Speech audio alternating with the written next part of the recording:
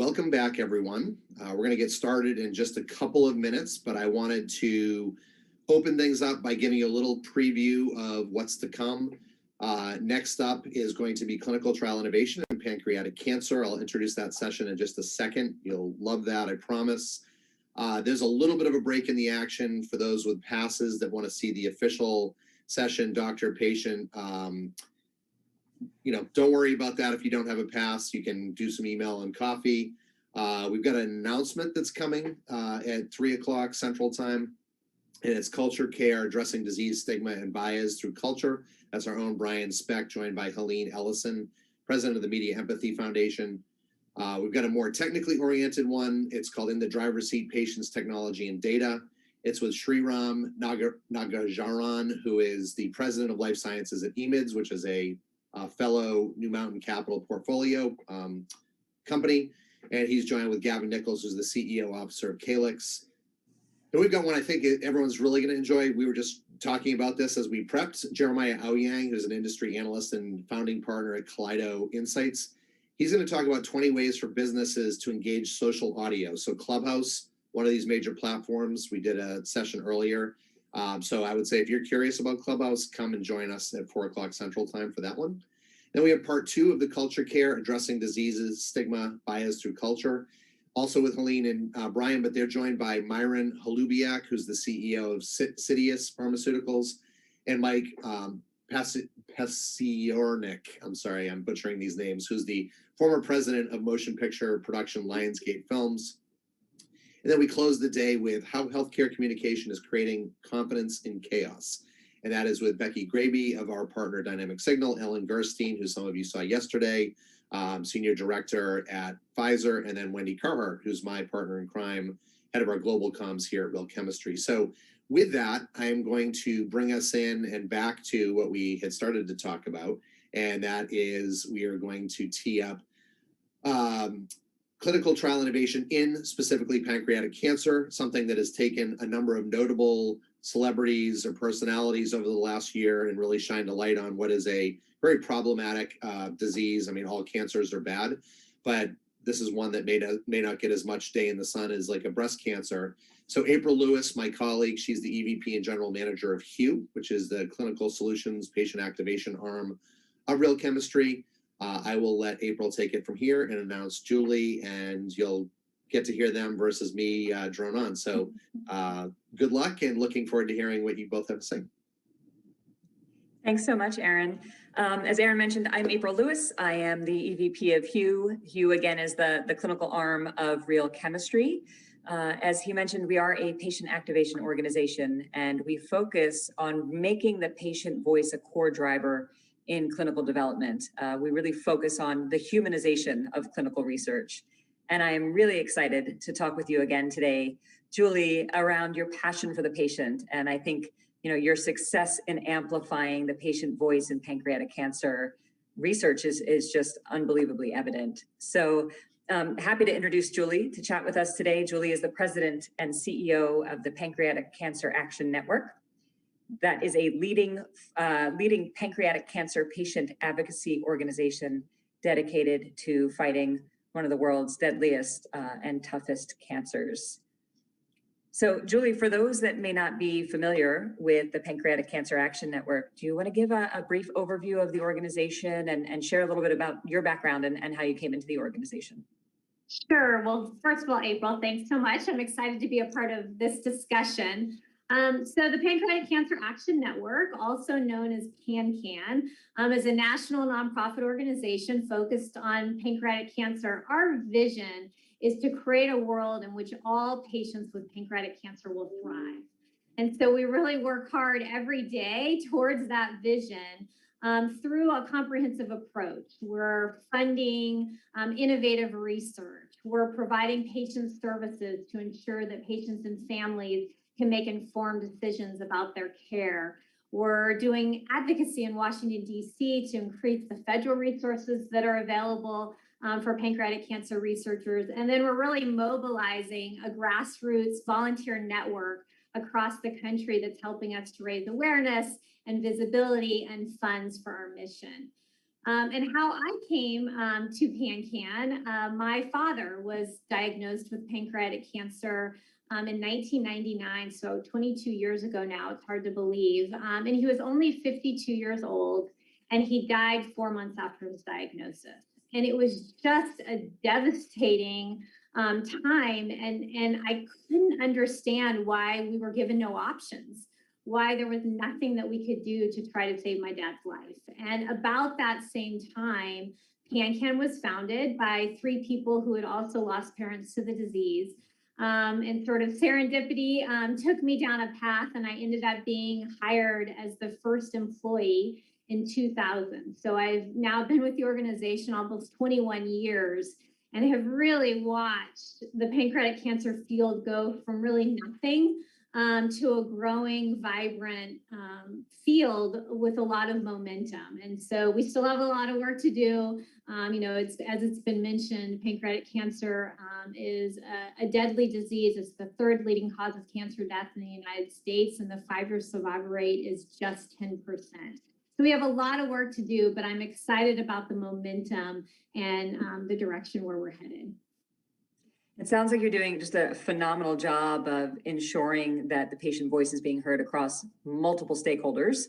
I come, personally from the pharma background, and one of the things that I've always observed is that when we talk about patient advocacy groups, oftentimes they're brought in too late in the game to really have an influence and help shape medicine's development. So with my clinical development pharma hat on, I'd be curious what your wish list is for the ideal partnership between pharma and patient advocacy.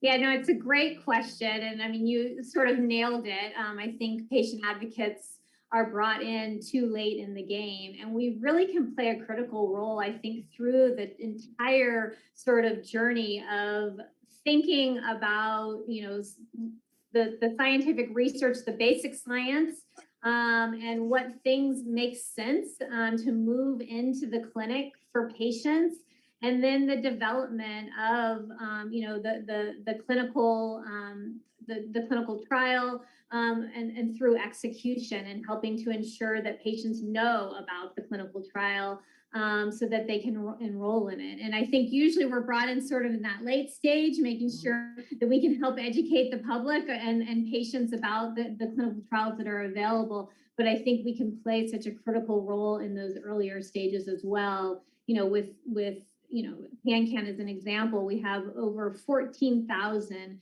patients and families calling us every year through our call center.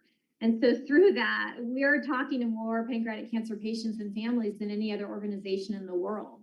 And so we certainly, I think, have a very good perspective of what patients are asking for, what they need, and then at the same time working with the pancreatic cancer research community and understanding, where the gaps are and where a pharmaceutical company could step in to help accelerate progress. So I think it really is being brought in through the entire journey of the development of anything in our case, in the pancreatic cancer space.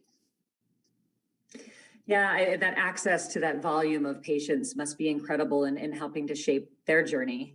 And I know one of the things you and I spoke about before was really understanding where a patient is in their disease journey and being very mindful around how you engage and how you communicate with that patient based on where they are. I know for us, we look at getting insights on patients with the lens of influencing study design or recruitment strategies. But as a patient advocacy, you're really truly unbiased in the way that you can think about how you solution on behalf of patients and on behalf of their families. And I know part of your strategy, as we talked about last time, is exactly that, to meet patients where they're at. And you had shared a bit about Patient-centric and how you're tapping into patients' needs through that service. And I think that would be a great example to share with the audience today. Yeah, sure. So Patient-centric is really our patient services program for patients and families. It includes a call center with trained case managers who can provide information and resources to patients really about anything that they're looking for, from finding a specialist in their geographic area to searching for a clinical trial that they may be eligible for. We have a clinical trial database with all of the open and enrolling pancreatic cancer clinical trials in the United States. You know, we have a personalized medicine service that provides molecular profiling to patients that then gives them more information to better, you know, determine what treatment is right for them. And then, you know, we have information from, you know, palliative care, diet and nutrition, sort of really anything that someone's looking for to help make their decision-making easier and their journey better. And it's a case management system so that if someone calls in and talks to, you know, one case manager, the next time they call in, they continue that conversation and really create a relationship. And I can give you sort of a specific example of, you know, how we can use this information both to help patients, but also sort of to change the way the research landscape is thinking about things. So 5 or 6 years ago, we did an analysis of all of the open and enrolling pancreatic cancer clinical trials. And one of the things that came out of that analysis was that about 90% of the current clinical trials for pancreatic cancer were for first-line patients.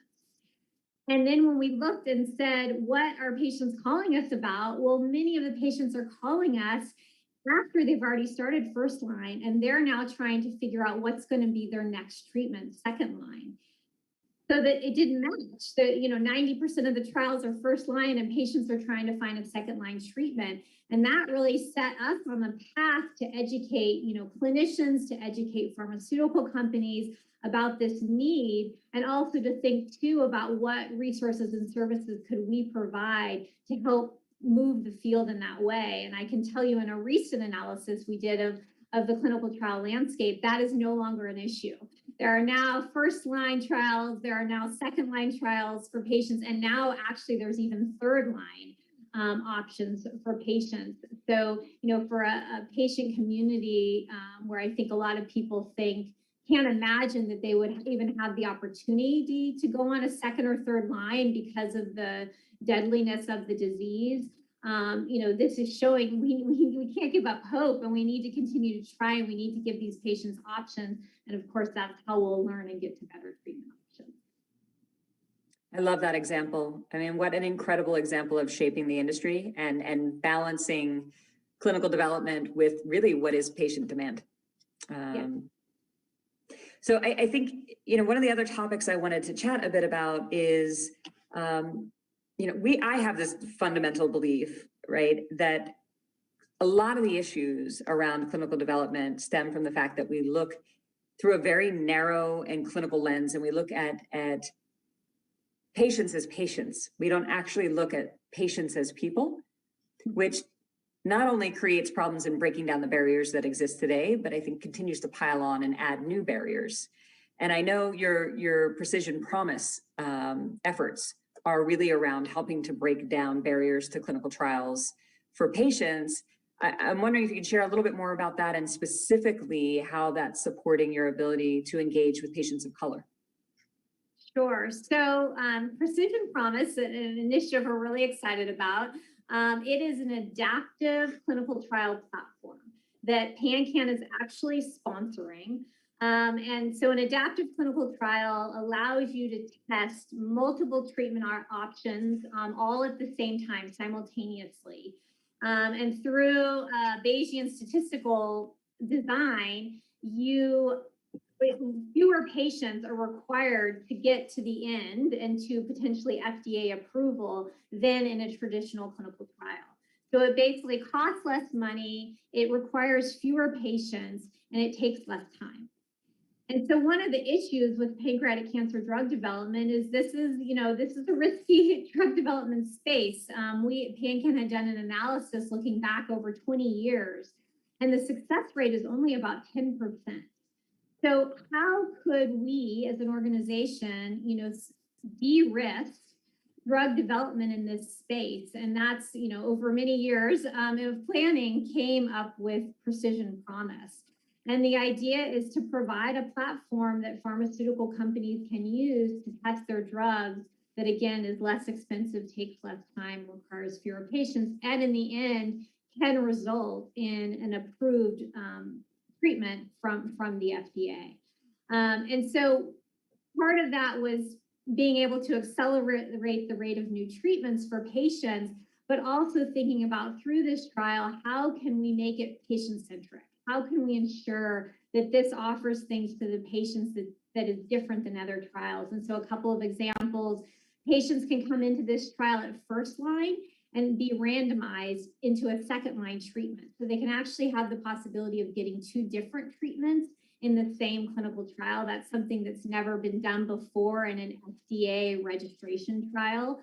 So, we're excited about that. And we're also providing extensive testing and supportive care elements to all patients that participate in Precision Promise. And again, those are aspects that many times are not done. So we don't understand at the end of a trial why some patients did well and others didn't, or we're not providing some of the important supportive care elements that are really important, especially in a disease like pancreatic cancer. So, the trial is now activated at 15 sites. Patients are actually enrolling in it, and we are continuing to reach out to work and partner with pharmaceutical companies to use this platform to test their drugs in this space, and of course, get the word out to patients. And one of the things, in terms of access, PanCan wants to ensure that patients understand their options. And so, of course, we provide free services in order to ensure that we can provide patients, as an example, with clinical trial options, no matter where they live in the country. One of the things specifically for Precision Promise that we've recently done is we're actually going to add 5 more sites. We currently have 15 sites. We're adding 5 more. And one of the criteria for those 5 sites was looking at the percentage of minority patients that are enrolled at those particular institutions. And that was sort of part of the selection criteria.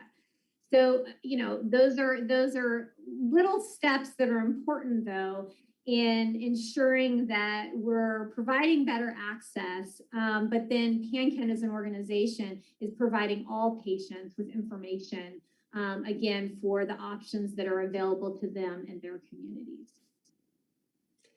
It's just incredible. I spend a lot of time with my colleagues talking about oncology specifically, and that point of diagnosis and the emotion and the fear and as well versed as you may be in healthcare, that journey just becomes a really complex weave of decisions and appointments and physicians, and to simplify that and to centralize it and to wrap all of that with resources that create really a seamless patient experience, and one where treatment is part of that seamless experience is just phenomenal. No, well, thank you. Yeah, and you're so right. Patients come in right at all different places in that journey. And you really have to meet them where they are. Some have just been diagnosed and they're sort of deer in the headlights, overwhelmed with all this information, and you need to help them in that part of the journey. Others are coming in and they've already had 2 or 3 treatments and now they're trying to decide what to do next. Others are looking for something really specific, regarding their diet. And so, we need to meet patients where they are, but then also help provide the information that they may not know to ask. And so that's really what we try to do through our patient services program. I want to revisit the conversation we were having earlier around unmet need, and going back to this thought around sort of balancing and integrating clinical outcomes with patient outcomes, and the need for those to intersect and balance. And I'm reflecting on the last conversation we had around your patient registry. And I think that patient registry is a great example of that intersection in practice. Do you want to share a little bit about what you're doing in the registry? Sure. So we have a patient registry that patients or their caregiver actually can go in and put in, answer questions about their journey. So it's patient-reported outcome data that we can then use to look at different questions that maybe we don't understand current best practices for patients. And this is a way to understand, well, what's actually the patient's experience?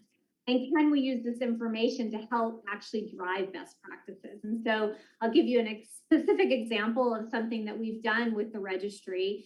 So enzymes, using enzymes is actually, for many pancreatic cancer patients, very important. They have a lot of digestive issues, and the enzymes can help with making them feel better, and so that they can eat, which of course, being able to eat is an important part of feeling well and being able to go and get treatment.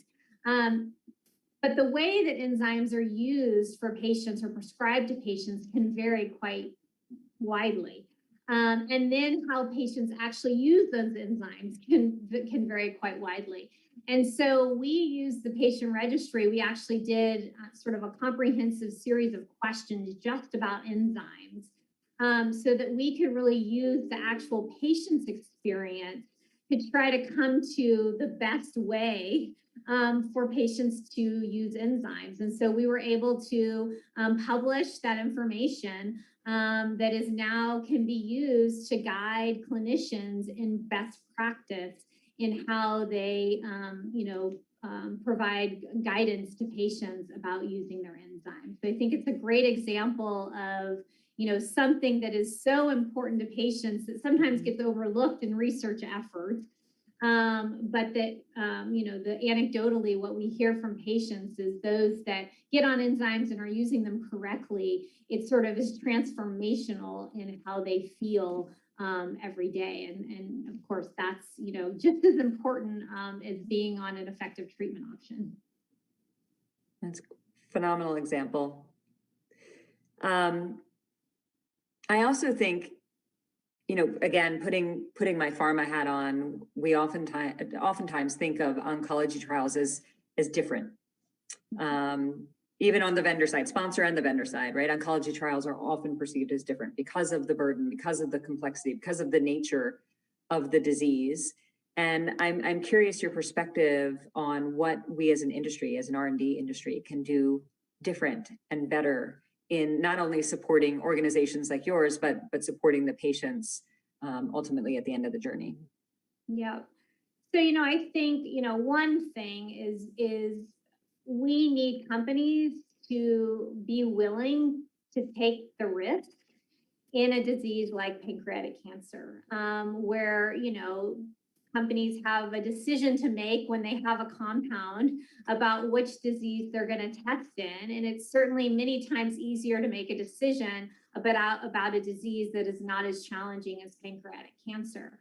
But we won't make any progress if we don't have companies that are willing to sort of step up and take that risk. And I think especially for large companies, there's an obligation to take that risk and to work in some of the very hard to treat diseases, cancers, like pancreatic cancer. So I think, that's one area. And then working with an organization like ours, how can we help de-risk that? And I think most patient advocacy organizations are willing to help think about that. I know PanCan certainly is. How can we help de-risk that decision, whether it's from a funding perspective, whether it's using our Precision Promise platform, or whether it's really helping with the educational component and ensuring that, patients understand what the options are and helping drive them to the place that is best for them. So, I think there needs to be an openness from industry to have that kind of relationship with patient advocacy organizations. And I would say it's definitely gotten a lot better, in more recent years than I think it was, a decade or more ago. So I think that continues to improve, and we have some phenomenal pharmaceutical partners. But I think we can always continue to improve that and think about how do we really do this in a way that accelerates the rate of return for everybody, in particular for patients, and have those companies sometimes take those risks that I know is hard to do, and that needs to come from a leadership level. And I think that's something that we've really seen with the companies that have been willing to come on board and be a part of Precision Promise. there's some risk, and we understand that. But helping to shape, we hope Precision Promise is a new model for clinical, for drug development in the future, not just for pancreatic cancer. And so, I really am grateful to the companies that are willing to take a risk, do this differently, and help to create new models in the system that are going to really benefit patients. Yeah, I think as we all know, big pharma innovation moves at a different pace. So it sounds like you guys are doing a great job of spearheading innovation on behalf of both the patients and really pushing the limits of pharma as well to get on board. I'm mindful that we're coming up on the end of time here. Is there any other thoughts you'd like to share around your efforts as we look to close out our time together? Yeah, maybe just, to say, one of the other areas that PanCan is really focused on is also early detection. So, if you think about a challenging disease like pancreatic cancer, one of the reasons that makes it challenging is that there is no early detection test, and patients are usually diagnosed late stage, which then, of course, makes it more difficult to treat. And so we really think about this as we need to, find an early detection strategy for pancreatic cancer, but then we also need better treatments that, most patients, even when you diagnose it earlier, when they have surgery, there is many times a reoccurrence. And so treatment options are equally important. And so, we're investing philanthropy dollars in really driving both an early detection strategy forward, as well as Precision Promise, which of course is driving treatment forward. And, we need people to step up and stand with us in helping to support these very large initiatives that are certainly risk-taking for an organization like ours.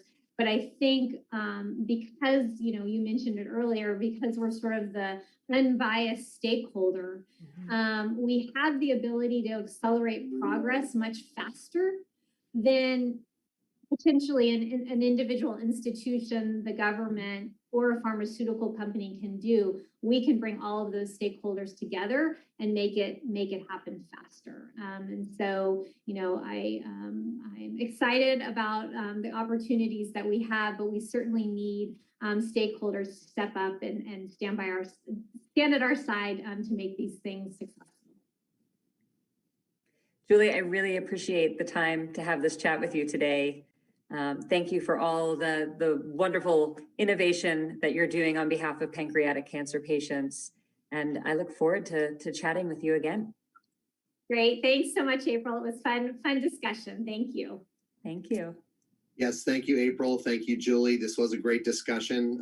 Certainly could have used another half hour of it, maybe 45 minutes. We'll definitely have you back as a guest for other events. With that, we will let you off the hot seat.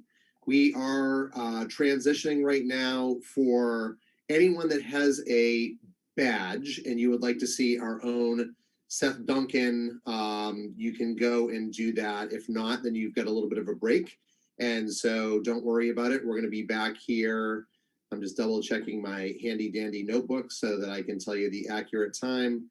Our next Media Lounge session starts at 3 o'clock, and it's going to be Culture Care, Addressing Disease, Stigma, and Bias through Culture Care Part 1. And so 3 o'clock Central Time if you want to come back for that. Otherwise, you have a little bit of a break to do email, to grab some coffee, to watch Seth Duncan's session with Lisa Bookwalter of Twitter, and Dr. Austin, who is a doctor who's very prolific on Twitter. And with that, I will let you go. And remember to come back to this stream. We're going to pin Seth's session in the comments if you want to go take a look at that. And then we're going to leave We'll Be Right Back holding slide up on YouTube. So if you come back to this same YouTube live page, then you'll be able to pick right up where you left off. So have a good little break or enjoy Seth's session, and we'll see you back here before too long.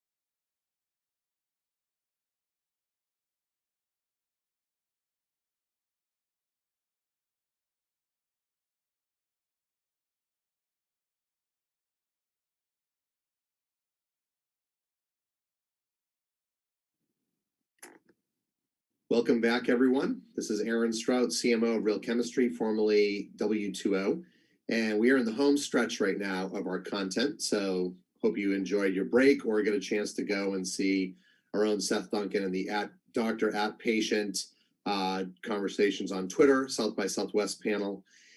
Next up, we have a special announcement. This is going to be broken into two parts, and apologies for bookending, but we had to move some things around. This was pre-recorded, although Brian Specht will actually be live in the chat, so you can use the comments question aspect of YouTube Live that you're seeing off to my right. He is going to be doing this session, and he'll introduce her, but Helene Ellison is the president of the Media Empathy Foundation. Brian is a group president here at Real Chemistry, my boss, great guy. And they have this announcement that we put out earlier today. They're going to talk a little bit about that. We're going to take a little bit of a break and dive into this in the driver's seat, patients, technology, and data. We're going to have a keynote from Jeremiah Aoyang, which I mentioned earlier. And then we're going to go back to Brian and Helene. They'll be joined by two other esteemed guests, the former president of Liongate Films and the CEO of Sidious Pharmaceuticals. And so anyway, you're in for a nice treat. Remember, we're using Real Chem South by Southwest, so REAL CHEM SXSW. We are recording this. If you registered, you'll get a copy of it. So stick by, have a listen, and I'll be back in about 15 minutes after Brian and Helene talk to their announcement.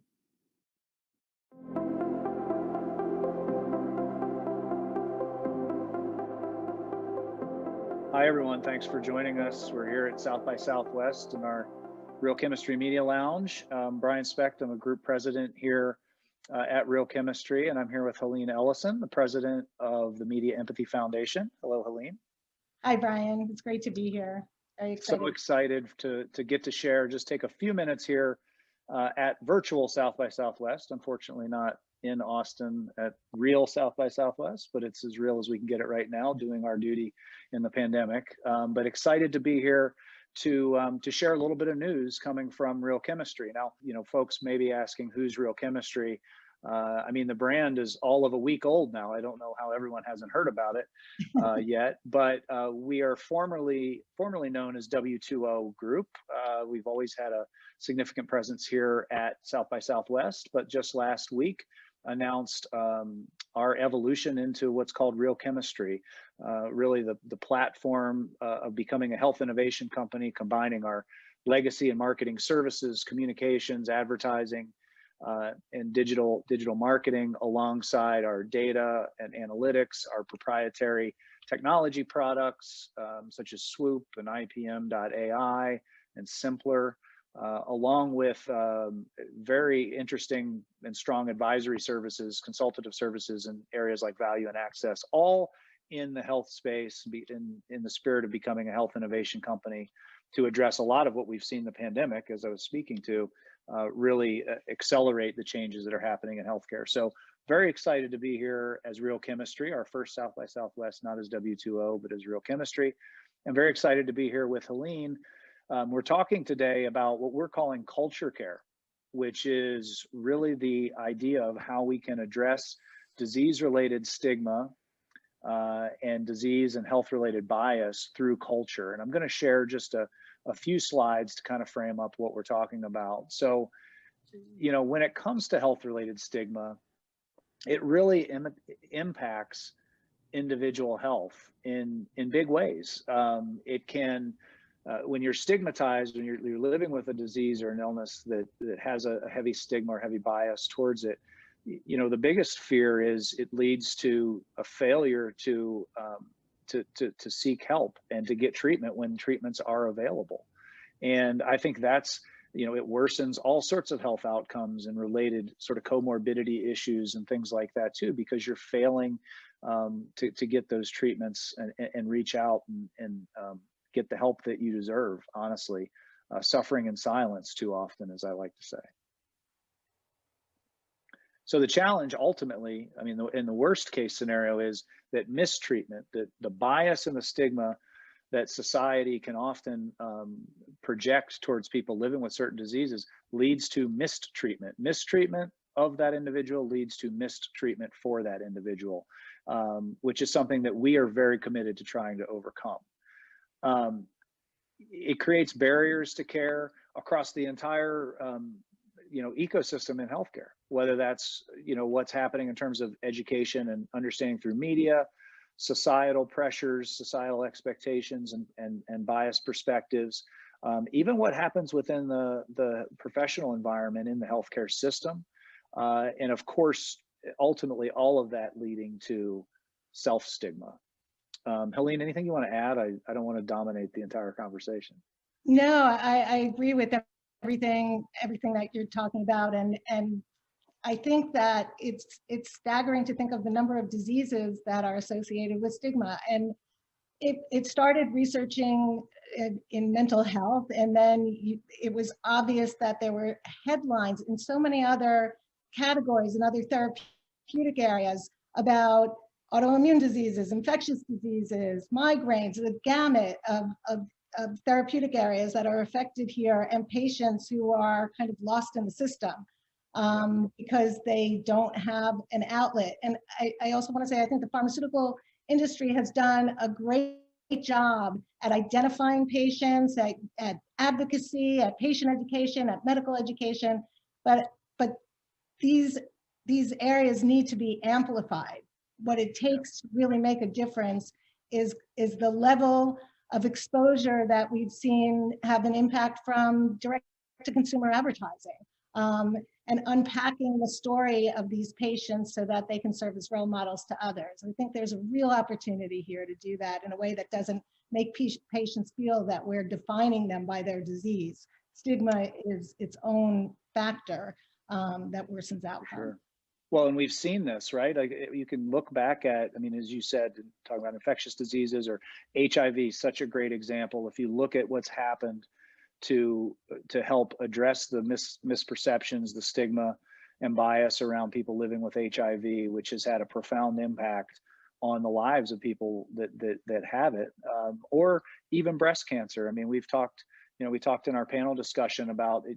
There was a time where cancer was the C word, and you whispered it at a party when you mentioned it, right? Or in certain company, you didn't really talk about it. And obviously, we've come so far in that regard that anyone that's facing cancer, I shouldn't say anyone, but in most cases, someone who's dealing with cancer now has that societal permission and expectation and support to go seek treatment and get the kind of interventions that they need to live their best life and to hopefully overcome the cancer. So there's just so many great examples. And I think the best examples, and this brings us to really what we're here to share and announce, this idea that one of the great vehicles for overcoming that sort of stigma, I mean, the breast cancer example, as we talked about, we have NFL games where, these big, tough professional football players are wearing pink in support of breast cancer, right, in the month of October. It's a really wonderful thing to see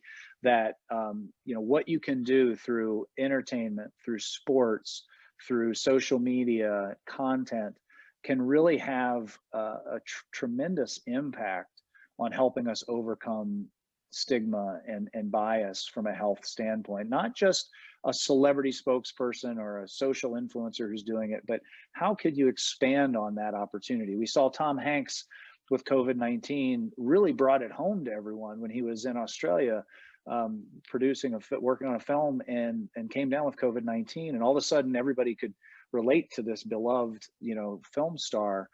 We've talked a lot about the Anthony Anderson example. I mean, Anthony Anderson, a brilliant piece by Novo Nordisk that was embedded in the season 18 finale, or the 2018 season finale, winter season finale of Blackish, where he speaks about having and living with type 2 diabetes and, really overcoming some of the misperceptions about that. We've seen what Chrissy Teigen's done, her pregnancy loss, so many great examples of how culture and entertainment can serve this really powerful purpose of helping us overcome the stigma related to disease and to certain health conditions.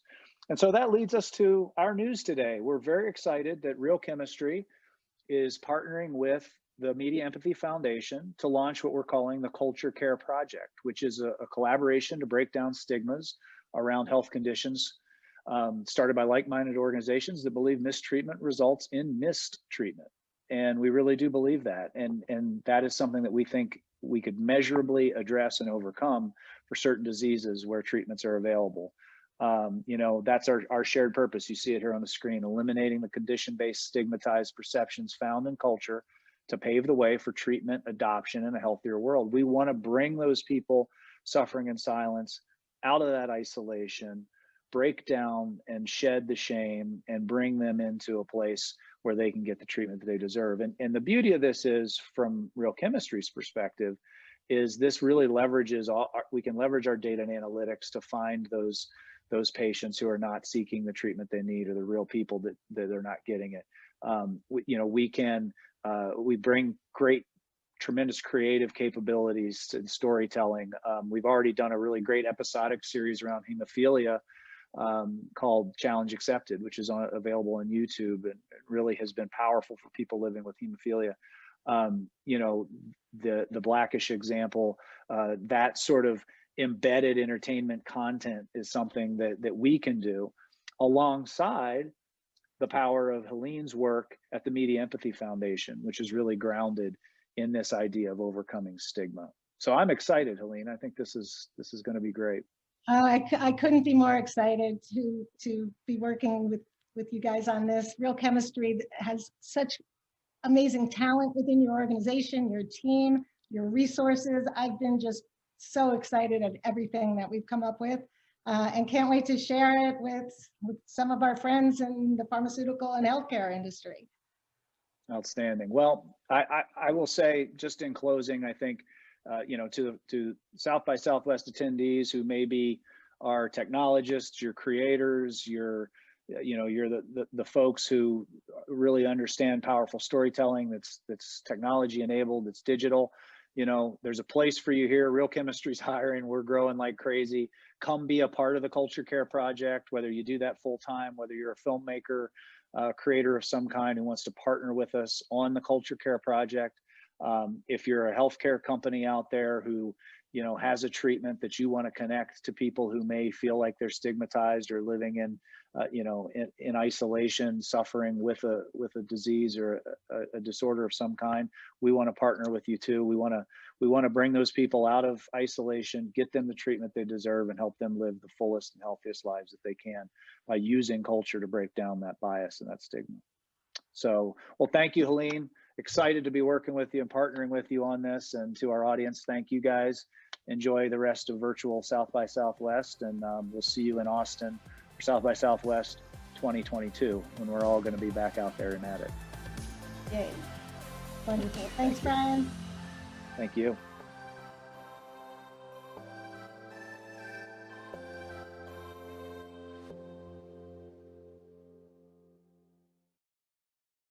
Thank you, Brian. Thank you, Helene. What an exciting project, and really putting good out into the world. Looking forward to the second part of your conversation in just a few minutes with Mike and Myron. Next up, and we might go a little bit early on this, we're just checking in with the panelists, Sriram Nagarajan, sorry, who's the president of Life Sciences and EMIDS. I've tried to say that 8 times and I keep messing it up. And Gavin Nichols, who's the CEO of Calyx. They're talking about in the driver's seat, patients, technology, and data. So we're going to go on a quick break. Hopefully we'll be back shortly, probably before the 3:25 scheduled time. So hang tight, and that way we'll just keep the content going. I know it's rare that anyone's ever early with sessions, but hopefully you'll stick with us, and we'll be back in just a moment.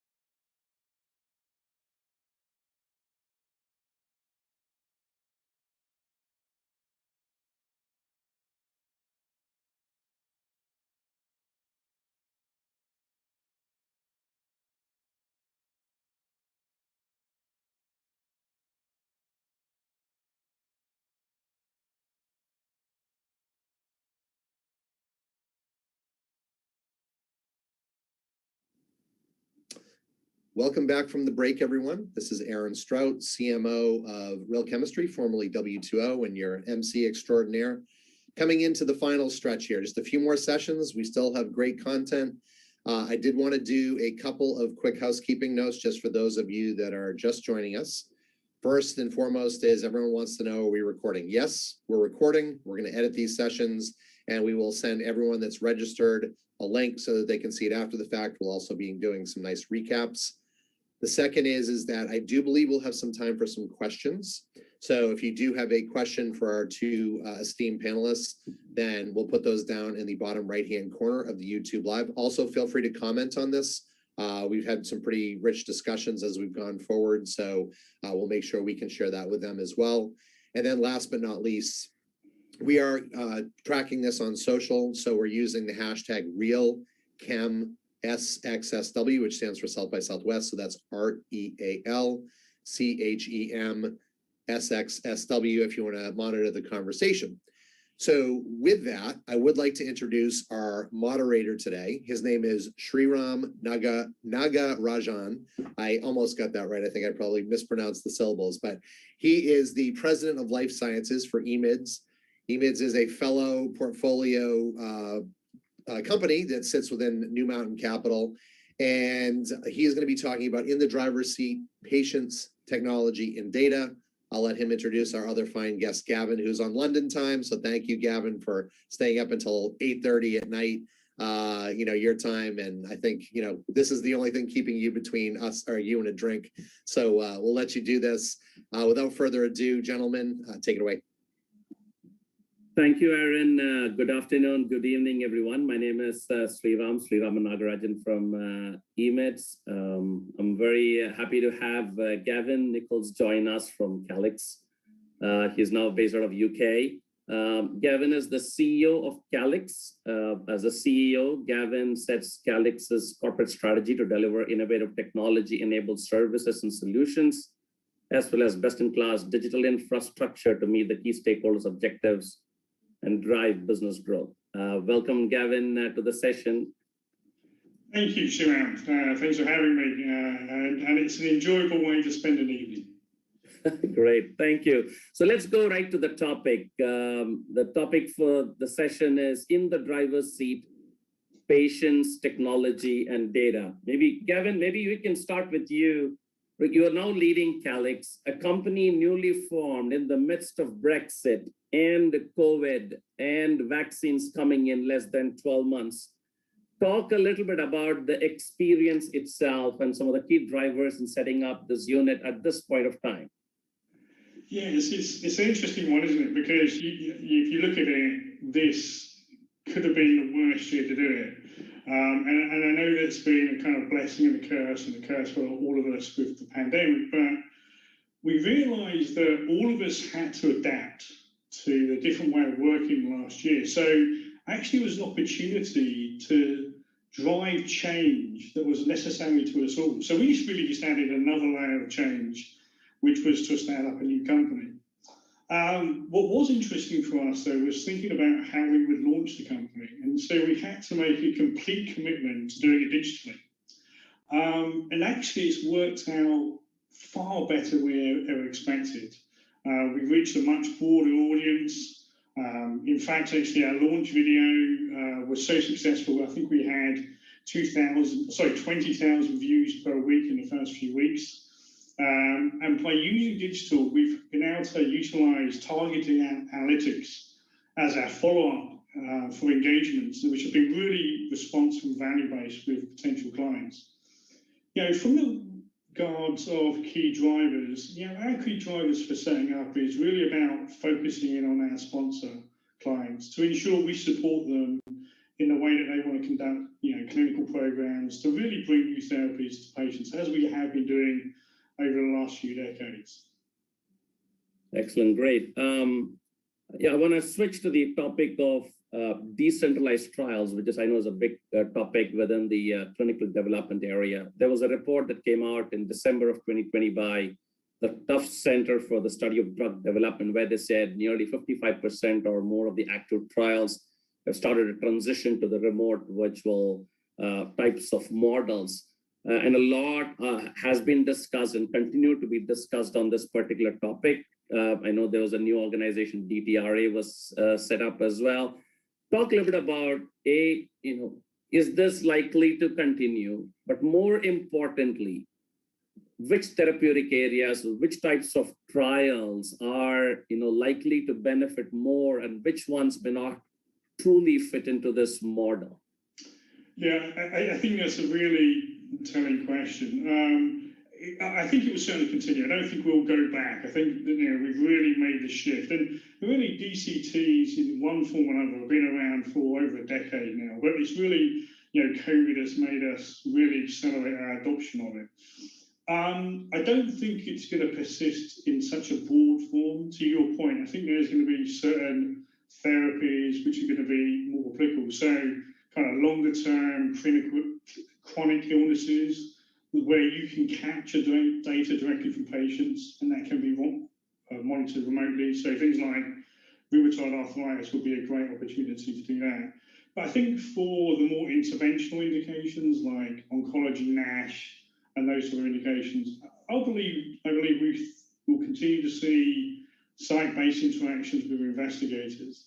I think the other thing as well, as we look at DCT and stand back, we really need to see investment in infrastructure outside the US. I think a lot of DCT to this point has been very focused on the US. So I know from our experience, when we developed our DCT capabilities, we really focused on how you manage global data. So our solution actually at the moment is being utilized in places like Bangladesh, with frontline healthcare workers. So it's certainly here to stay, but we certainly need to evolve it more and certainly evolve it as a global capability. Okay, great. If you saw the most recent report, life sciences industry from a brand and image in the eyes of the people was probably the second lowest after the government. But we all know what the whole industry has done in coming together, coming out of the vaccine in less than 12 months or so. So there is a general expectation that the time it takes to get the drugs out the market, which is typically in the 8 to 10 year range, are likely to come down, or there's an expectation that they should accelerate as well. So talk a little bit about, given where you are, how do you see, the kind of efficiencies happening that can potentially reduce the time frame from the 8 to 10 year for new drugs? It's again another great question. I mean, I certainly hope and believe that we'll see a sustained improvement in the way that we develop drugs. It's actually been really interesting for me to hear the kind of media dialogue around, COVID vaccines were rushed or we cut corners. It's simply not true. I think the biggest change we've seen in the last year really is about the speed of recruiting volunteers from the public to participate in trials. I think when COVID hit, I think there were lots of people who were very aware of it, who really wanted to help and actually really spared recruitment. And if you think about it, that 8 years, for the majority of clinical trials, it's the recruitment of patients which drives the 10-year period. It's not the treatment duration. It's not even doing a database lock and doing analysis or even doing the submission. So I think now that we have awareness in the population, my hope is that the public will stay informed and will want to gain access to clinical trials, really for the betterment of society. Great. So I think one of the areas that I think can potentially help, and I think we saw that in action, was technology. We saw how the telehealth, embracement was on the rise. We also have seen a number of companies looking to leverage technologies to improve the clinical development process.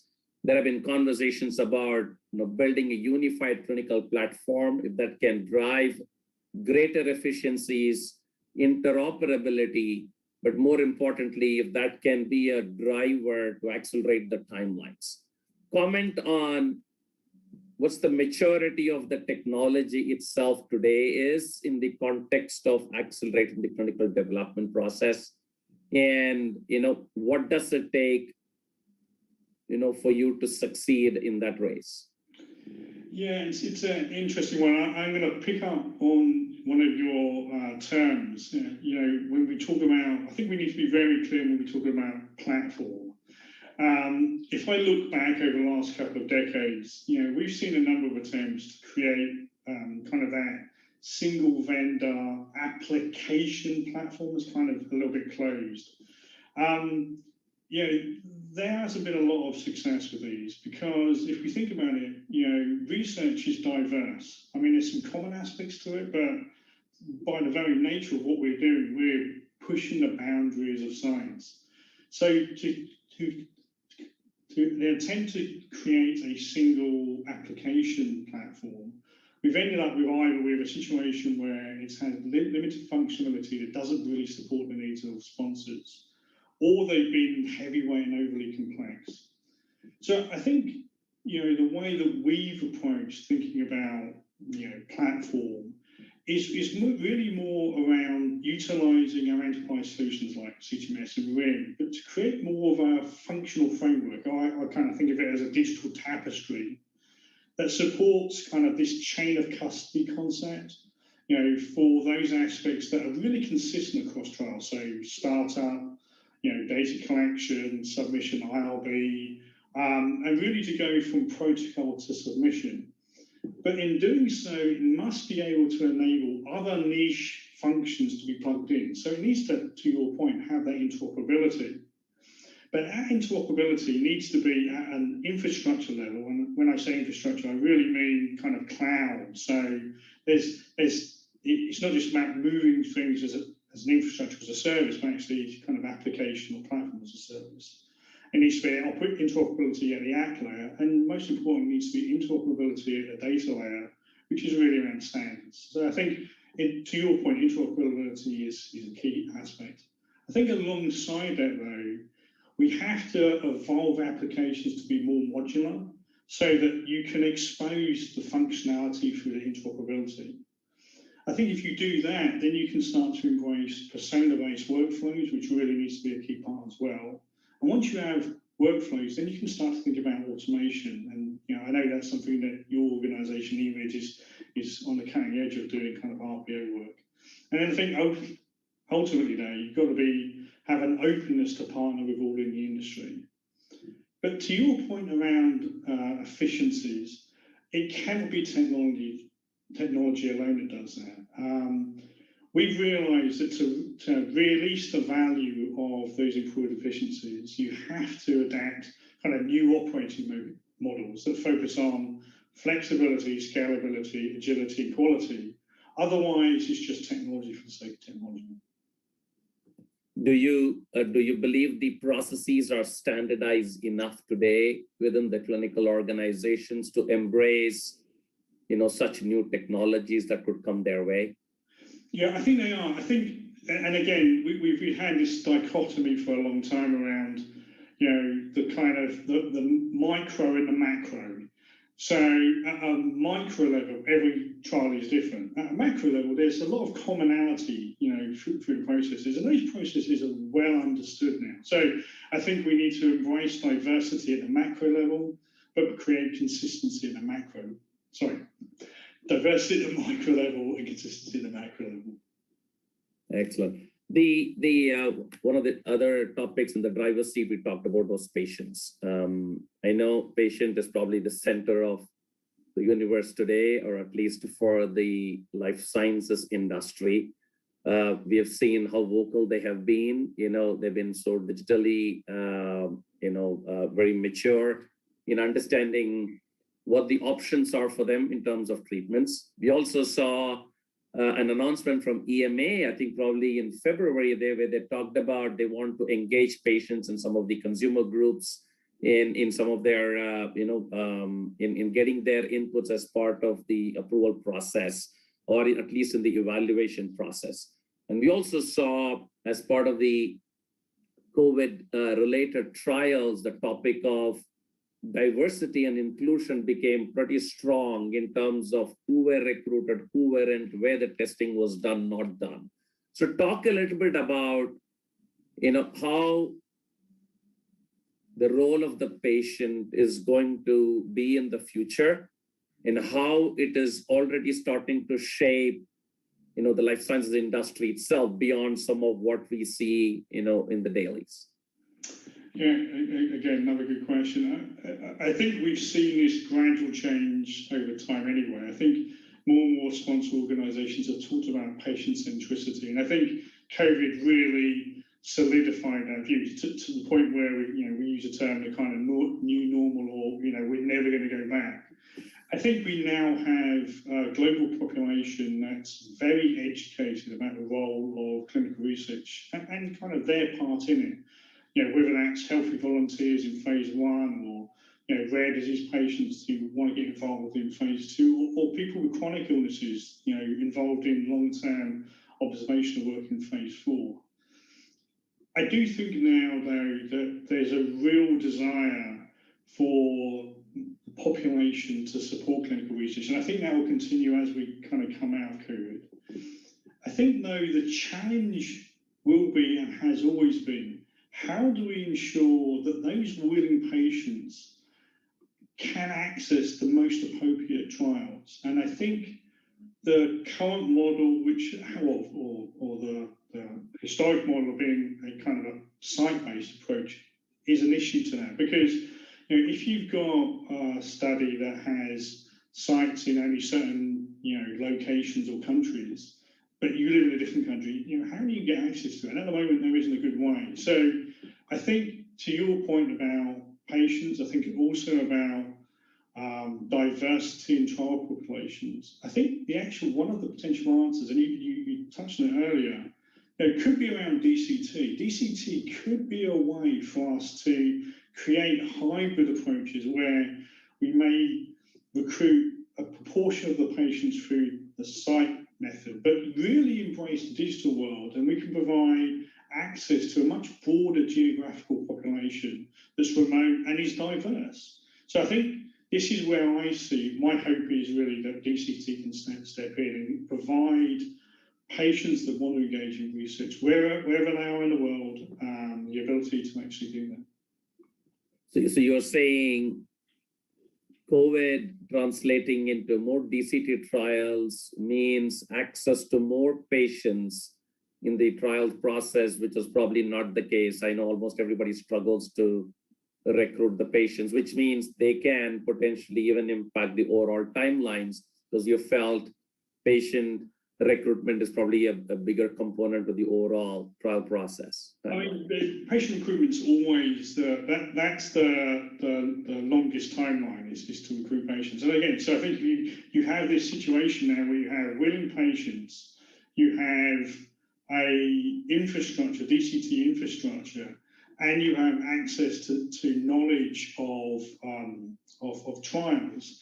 I think there's an interesting situation now where you look at, okay, who's going to be in the middle to help patients find the right trials and engage through DCT. And I think actually, I think organizations like contract research organizations, CROs, are absolutely well placed to fulfill that need. Great. I think all of this is translating into more and more data being collected, right? We also saw FDA announcing the formation of the Digital Health Center of Excellence. We saw a lot of AI algorithms. I know organizations like yourself are starting to invest in AI and other technologies. It only means that the volume of data that's in front of an organization is on the rise.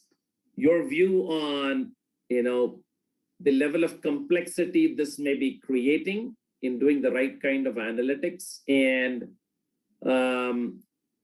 who can potentially win this war? Because everybody is talking about access to data and availability of data. So who do you think can win this war and drive the differentiation? Now you've asked a question.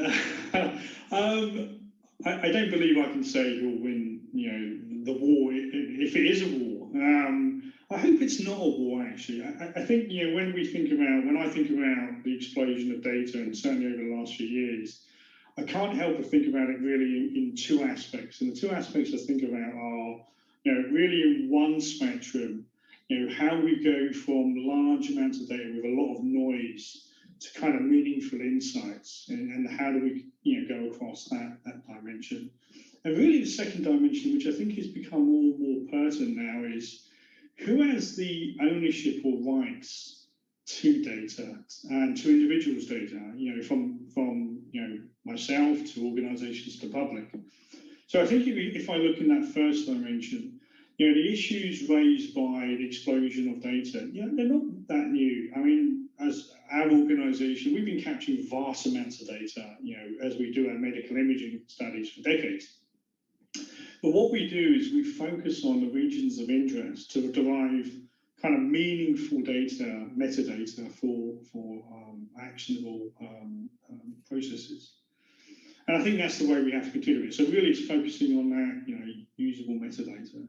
And I think in that second dimension, we've seen an increase in the level of personal protection for individuals, through things like GDPR, which is absolutely right.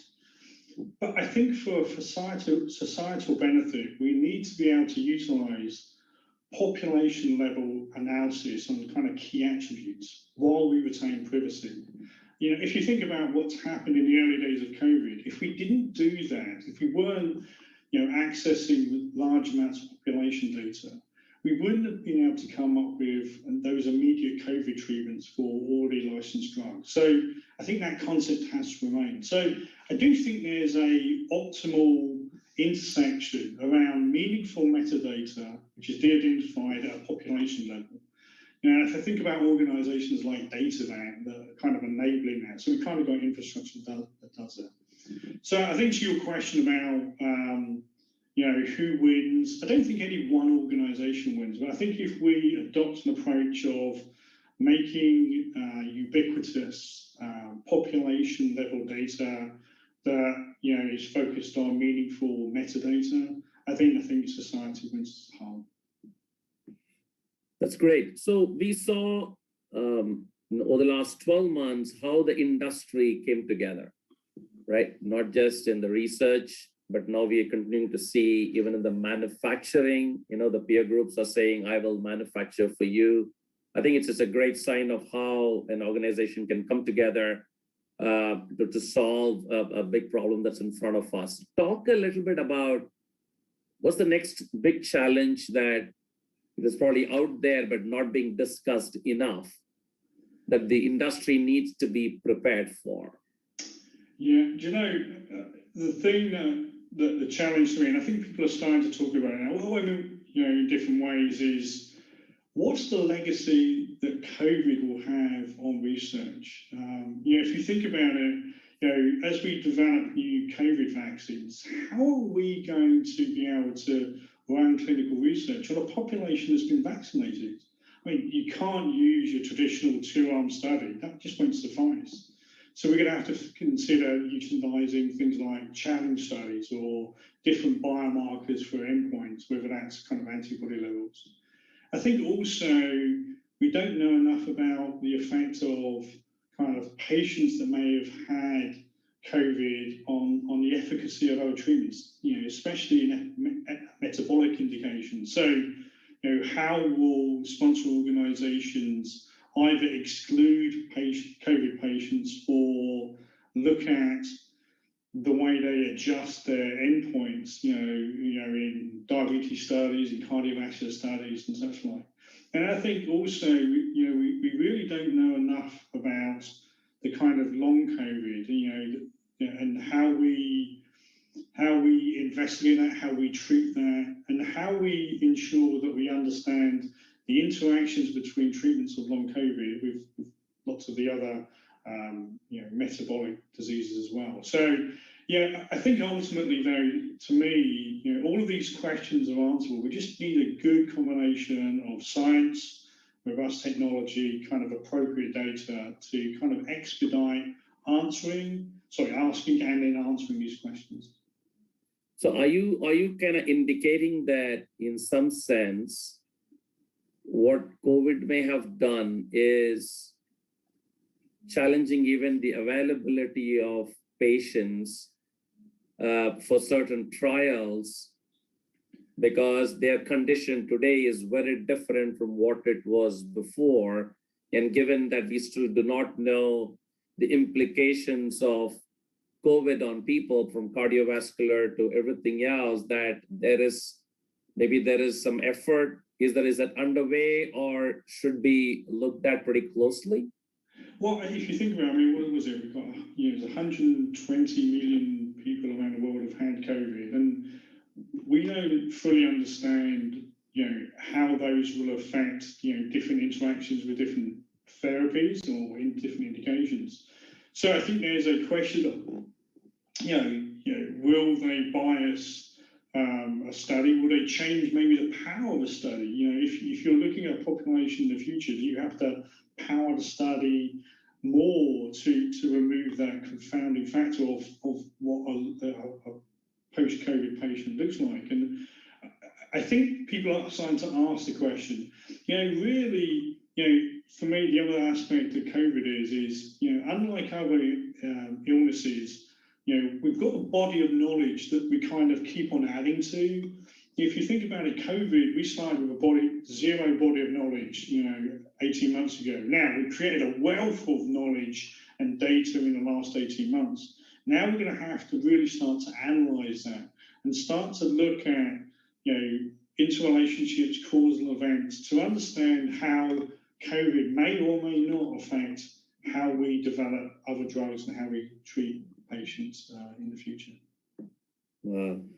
I think we are running out of time. I want to say thank you, Gavin, for taking the time to join me this afternoon. I know it's late in the evening for you in UK. I appreciate your time. I think as I reflect on the last year or more, right, the world entered inside with the big problem in front of us. We saw how the life sciences industry came together to address this, and I think we are all starting to get our shots. I'm getting one tomorrow, so hopefully we'll all be in a much better shape in the coming. Okay, you got them all. That's great. So, however, I think what you talked about at the end of the conversation is something for everyone to think about. What COVID has done and how it may even have implications on the clinical research and the effort that they may have to do to prepare for future medications to solve some of the unmet needs of the patients. I'm fairly confident that the industry, like how they did the last year, will come together again to solve this for the mankind's benefit. So thank you again, Gavin. Thank you, Real Chemistry, for the opportunity given to Gavin and I to share our thoughts with everybody. Thank you. Thank you.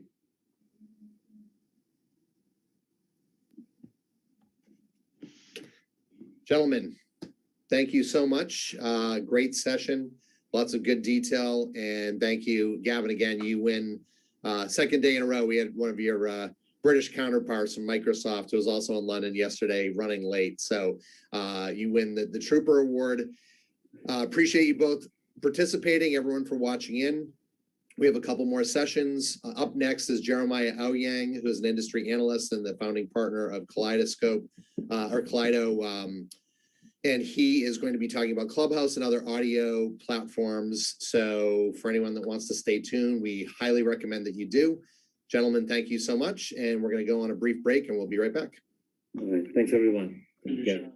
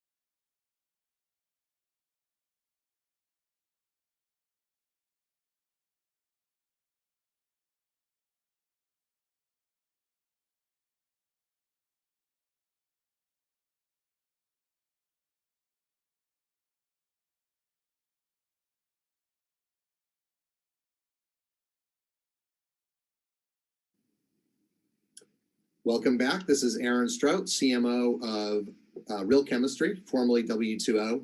And I'm going to introduce my special guest and friend in just a second, who's going to be keynoting and talking about audio platforms, and particular Clubhouse. The reminders here are: 1, we are recording, so you'll have access to this after the fact. 2, you can give questions to Jeremiah, and I'll introduce him in 1 second, down in the bottom right-hand corner of YouTube Live. And then 3, we are using RealChem SXSW as our hashtag. That's RealChem, short for Real Chemistry, SXSW, which is short for South by Southwest. So without further ado, Jeremiah Aoyang, who is an industry analyst and founding partner at Kaleido Insights. Jeremiah and I think met for the first time back at a Web 2.0 event, maybe 13, 14 years ago, and we've stayed in touch ever since. He's been a true sort of up and to the right kind of guy, always following new trends. That's why the industry analyst label suits him, former podcaster, Forrester analyst, and just resident smarty. And so he's really jumped in and embraced Clubhouse. I know you've been on for a while now. You have, I think, 30,000 followers. You've been active in a number of the clubs. And so today you're going to walk us through 20 ways for businesses to engage social audio, because there are platforms beyond just Clubhouse. So welcome, Jeremiah. We're thrilled to have you and really excited to hear more about audio platforms. Well, welcome, friends of South by Southwest and Real Chemistry, formerly W2O. Awesome brand redesign. I love it. Makes a lot of sense. We're going to have some chemistry here. And in fact, let's just talk about that. This company, in particular, Clubhouse, birthed right around the time the pandemic started, exactly 1 year ago yesterday. And we were not getting the chemistry. We are all segmented and separated, thrown into our homes, confused, scared, angry. And so we needed a way to connect. And so we saw this birth of this new industry called social audio, where people are connecting to each other using their voices. No video, no text. And we'll talk about what that means in a second. So yes, I am Jeremiah. Yes, this is a real background. This is the tiny Airstream Studios in Silicon Valley. Yes, it's a physical thing in my backyard. And I was one of the first Clubhouse users. In fact, I was user 3121 on around June 11th. There were certainly folks that were there before me, but when I arrived, it was a very small place. Just one little room in one little hallway, no titles. And we built some real relationships. I made friends with people that I never could have unless I was going to physical conferences. So it really was this magical thing. So I'm going to walk you through a few slides so you can see with your own eyes what the interface looks like. Because right now it's only available for iOS, and in many cases it's only invite only. So let's kick on those images and we can talk about social audio. Now, a couple of things to note. This is a very fast-moving market, and it reminds me of a lot of the things that we've seen in the social networking space. And I was an early on user and analyst in that space, tracking social media and social networks. So a lot of this is very familiar to what we've seen before. So I can kind of predict the patterns that are going to happen. And I did do a blog post, and we'll pull up those images in just a second so we can take a look on what is this market going to do. And in particular, I can see that there's going to be offshoot companies. There's going to be certain types of adoption patterns. Different industries are already moving into this space and others are not. Well, I cannot see this slide, so if they're up, great. If not, I'm just going to verbally talk about them because we're talking about audio, so it's all good anyways. So what is social audio? We call this the Goldilocks medium. Goldilocks, do you remember that story? 3 bears. The porridge, one was too cold, one was too hot, and this one's just right. So when it comes to communication in a pandemic during quarantine, people are feeling crappy, people are feeling sad, people don't want to dress up. Video is too much. Zoom fatigue. In fact, we have heard from doctors, and there's been studies that people end up staring at their own video in a Zoom session the entire time, and they also start to experience Zoom dysmorphia. I learned that from my friend, Dr. Shadi, and she's going to do a speech on that in Clubhouse, where we start to think we're uglier than we actually are. And we just get so focused on the background. Does it look nice? Did I clean everything up? How do I look? Do people know that I'm only wearing shorts or I'm not even wearing pants right now? And you just start to worry about like this connection, and then you're fakely looking into a camera where your hands really aren't at all. And so video, real-time video is just fatiguing. On the other hand, it's not enough is text-based social networks. For example, Twitter and social networks like Facebook, it just wasn't enough. We could not hear the emotion and the nuance in the voices. And when people really wanted to connect, especially during times of crises, like during the summer, Black Lives Matter really took to the whole world. And people wanted to connect to each other during these horrible periods to understand and feel with each other. So along came social audio right in the middle. And that was really the beautiful thing. Wonderful that I do get feedback that you can see the slides. So wonderful. Thank you for that. So in between that is this beautiful thing called the Goldilocks medium or the golden medium. And that's really where we are right now. Now, on the next slide, you'll see that Clubhouse is not alone. Although they have taken up the majority of the funding in the space, there's over 30 players in this market. Twitter Spaces is rolling out their beta program. I'm able to create spaces there. And Facebook, Mark Zuckerberg was on Clubhouse, and then the following week they announced that they're working on their own platform. And then I'll show you some of the other examples. By the way, there's different these social audio platforms, every type of industry for every type of industry. Some for millennials, some are asynchronous. I want to point out YAC, YAC on the upper right. That one is for enterprise social audio. That one's interesting. I was using that with my friend Marcy the other day. Also, let's see, Locker Room is for sports. Discord is used for gaming. There's a lot of text-based features with Discord as well. We also saw 7th Avenue, which is for focused on Black Americans. So we're seeing this vertical or industry-specific versions. I have not yet seen one for the health and wellness space. So there's an opportunity for a budding entrepreneur to take that on. So let me take you through a tour and show you 3 screenshots. Let's take a look at Clubhouse, which is iOS only. And we think there's around 15 to 25 million registered users at this time. And Real Chemistry has their own club. Make sure you follow that and join in. And you can see that there is this ability on the left-hand item. You can join a particular room, that's what it's called, and you can participate as an audience member. In the middle image, you can see there are 4 speakers on stage, and below that there's 4 people in the audience in this particular case. And on the far right screenshot, you can see there's a number of speakers in this particular screenshot, and you can join as a speaker. This person has been invited to join, and on the top green bubbles, you can join in, or you can say, sorry, can't talk right now. And so it's only voice, although people do communicate using their flashing their microphone image and or showing different images on their icon. So that is the original. And typically I usually see one player that is a dominant player. This one is clearly that, but it's not limited to Clubhouse. Let's go to the next one. Twitter Spaces. In this case, live audio will just be one of the many features of this app, which is of course known for its very truncated and discrete amount of text. And so you can see for some users, again, iOS only, you can click towards the top, and if you see some bubbles, they're blue or purple, and there's people having live audio conversations, you can go ahead and join on in and participate if you're one of those folks that can see that. Let's go to the next example, which is Mark Cuban's product called Fireside Chat. And I just received beta access, and hopefully I can start my own content streams as well. And this one is really a slightly different focus, where it is for the prosumer or professional creator, where you can record content, which is really not a feature from the aforementioned players, and produce podcasts. So this one has more of a professional, polished feel to it. And I look forward to seeing what might happen out of this and the interesting monetization.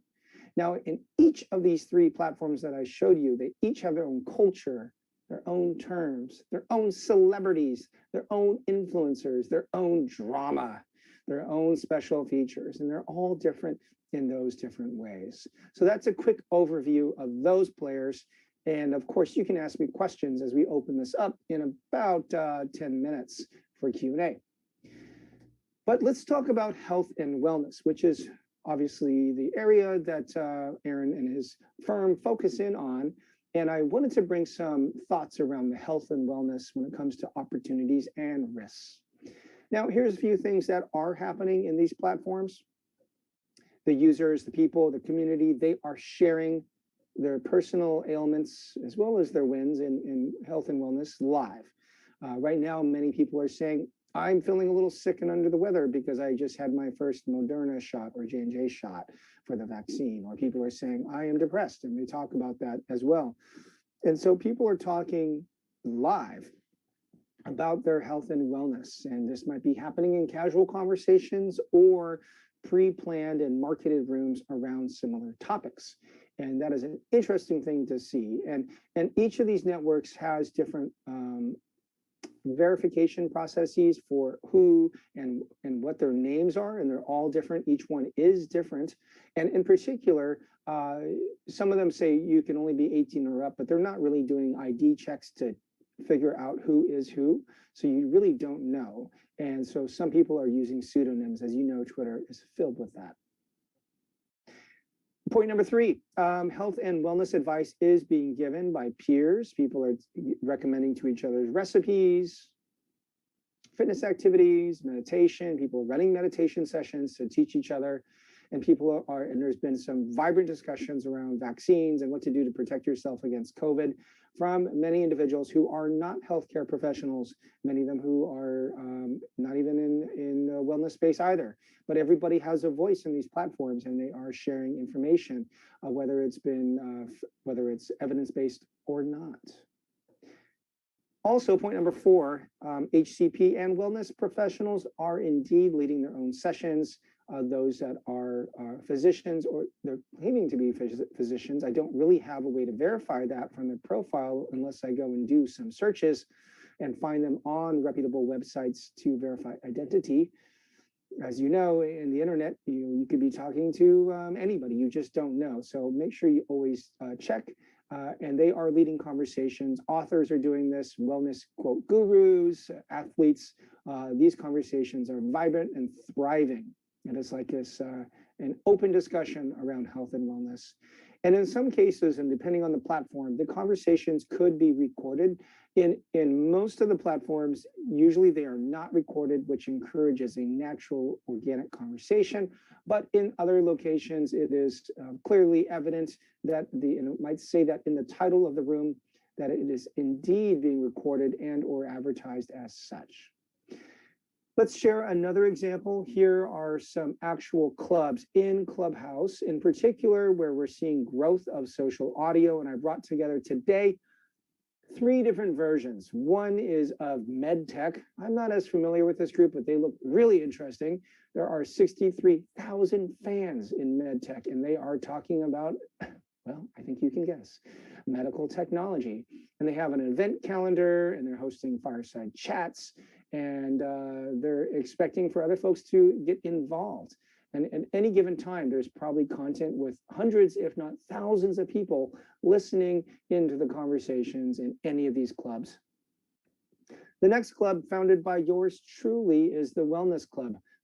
And I am proud of my little club, which is now 100,000 total fans. That's members and followers. And this is really focused on wellness, tech wellness, fitness, meditations, women's wellness. There's even a famous podcast group which are hosting their own shows.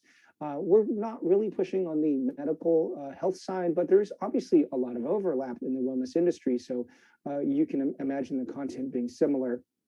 And so that is a fun little project that I'm involved with. And then the big daddy monster club of all, or a mama club, if you will, is the Human Behavior Club, run by Dr. Sohaib out of London, a friend of mine, fantastic professional. He is really spending nearly his full time growing this club, and it is currently the largest club in Clubhouse. He has physicians on, entrepreneurs from tech companies that are in the tech and fitness and wellness space, psychologists, authors. There's just really the best programming in Clubhouse is on his club, which focuses on the health side, and it's just fantastic. And he's being rewarded for all of these opportunities as more and more people continue to follow his club. Now, you're probably wondering, how do I get involved? Well, many clubs are now starting to do deals with sponsors to sponsor their clubs and or have executives participate as speakers or as guests, or just organically going in and participating in conversations and making friends. So there are many ways for companies to be involved. Of course, you can start your own club. Each week you can create, I believe, 2 clubs. The Clubhouse corporate group encourages you not to use company names. They do want to kind of control that, like how Facebook and Twitter do. And of course, I'm sure they want to monetize that in the future. But you can create a lifestyle type of organization or health style, if you will. So that's a quick overview and showing those screenshots. Let's go into another example about brands in Clubhouse. This is a wonderful tweet by Susan Beebe. She is the former social media leader at Dell and Tyson and Walmart, like Fortune 10, Fortune 1 companies. And she was responding to a Gartner analyst that she sees many brands already participating in Clubhouse, including Coke, Pepsi, McDonald's, Burger King, Taco Bell, Hulu, Kool-Aid. They had the Kool-Aid man come in and talk to people. I don't get it, but it sounds fun. HubSpot and beyond. And so this is just an example of how these things are happening. So she is keeping a watchful eye. Make sure you follow Susan on Twitter. So here's the granddaddy graphic of it all. This is one that I published recently with my colleagues, Jamie and Jessica from my firm. And we identified there's at least, and we know we're missing some, 20 social audio use cases for business. We recommend you start at the top center and listen and learn, sending in your teams to collect information and as well as to understand information that's being said. And there are crude tools that have emerged where you can capture like who's in a room, but it's really lacking natural language processing and sentiment analysis. We expect that that data will come. Let's just go in a clockwise order. So the next one would be influence. You could sponsor clubs or speakers and do event promotion. You could host under product innovation, you could host focus groups, or you could engage with startups in your market that are already prevalent within some of these networks. There's quite a few entrepreneurs in all of these social audio platforms. You can involve your sales team and marketing team to be involved in direct conversations with your market. Of course, do so in a savvy way. You don't want to be blocked by being too pushy. You could also have customer care channels. Caution on this, we think that is only for the advanced companies that know what they're doing and put up resources to support customers. Probably only if your customers are already there in a room complaining, you might want to go in. I don't recommend you open a room just to take in complaints on another channel. You might want to direct them to an existing channel. But we're also seeing that employees peer-to-peer can use these tools. We know startups that have their own private clubs in these social audio platforms in which the employees are speaking to each other live. Like it's like having a little break room or a coffee chat, and they have designated hours in which they do that. And it's really simulating in a way the office, which some of us do miss. And of course, you can be involved with live entertainment and education. And then if you have brand ambassadors or you want to meet some, here's an opportunity to unleash them or encourage them or to find new ones to really tell the story of your brand. So there's a quick overview, 5, 6, 7, 8 major buckets, total of 20 use cases. Now I'll close things out with my final slide, then we'll take off these slides and let's have some discussion and Q&A, and we'll have at least 7 or 8 minutes on that. Here are my predictions. Nearly all of the content in the future will be recorded and published unless it's a private room by third-party bots or by the apps themselves. I think that it's nearly inevitable for that to happen. By the way, always own your words. You don't know where that information is going. Some of it is being pilfered off by governments, and there's quite a few government spies in most of these as well. That's already assumed and known. A lot of this content can be peeled off and repurposed as podcasts as well. We expect to see audio improvements such as spatial audio. When you turn your head, you might hear somebody louder than if you turn it that way, and maybe some 3D experiences might emerge, and you might be able to pay for higher quality audio experiences. We expect that the top social audio influencers in the future could be Alexa or Siri, and they might be on stage next to you, talking to you. You might have conversations with them. They might be involved. You might ask them to tell you information around the news or temperature. We're also seeing the rise of cryptocurrencies. It's called personal coins or social tokens that the influencers are using as a way to generate revenue, and also with loyalty and fan engagement. That's a speech for a whole nother topic. I'm involved in that market. We might even see, once we have analytics in place for natural language processing and sentiment analysis, that rooms could assemble on the fly based upon your mood. Imagine you are getting hyped up for a workout. So you can imagine a room might assemble for people that are getting amped up to do something very exciting. But maybe it's the end of the day, and in your part of the world, the sun is going down. You want to grab a bottle of wine and chill out and listen to some cool jazz. Maybe a room might be assembled on the fly with people that are really getting into that type of spirit, just kind of want to kick back. Also, another thing, number 6, is we expect to see that these live conversations will be embedded on every single website and app. For example, you could go to Real Chemistry's website, and you might even see it embedded, a conversation around health and wellness on the homepage or a related blog post. I think that is something very likely to happen by the end of the year.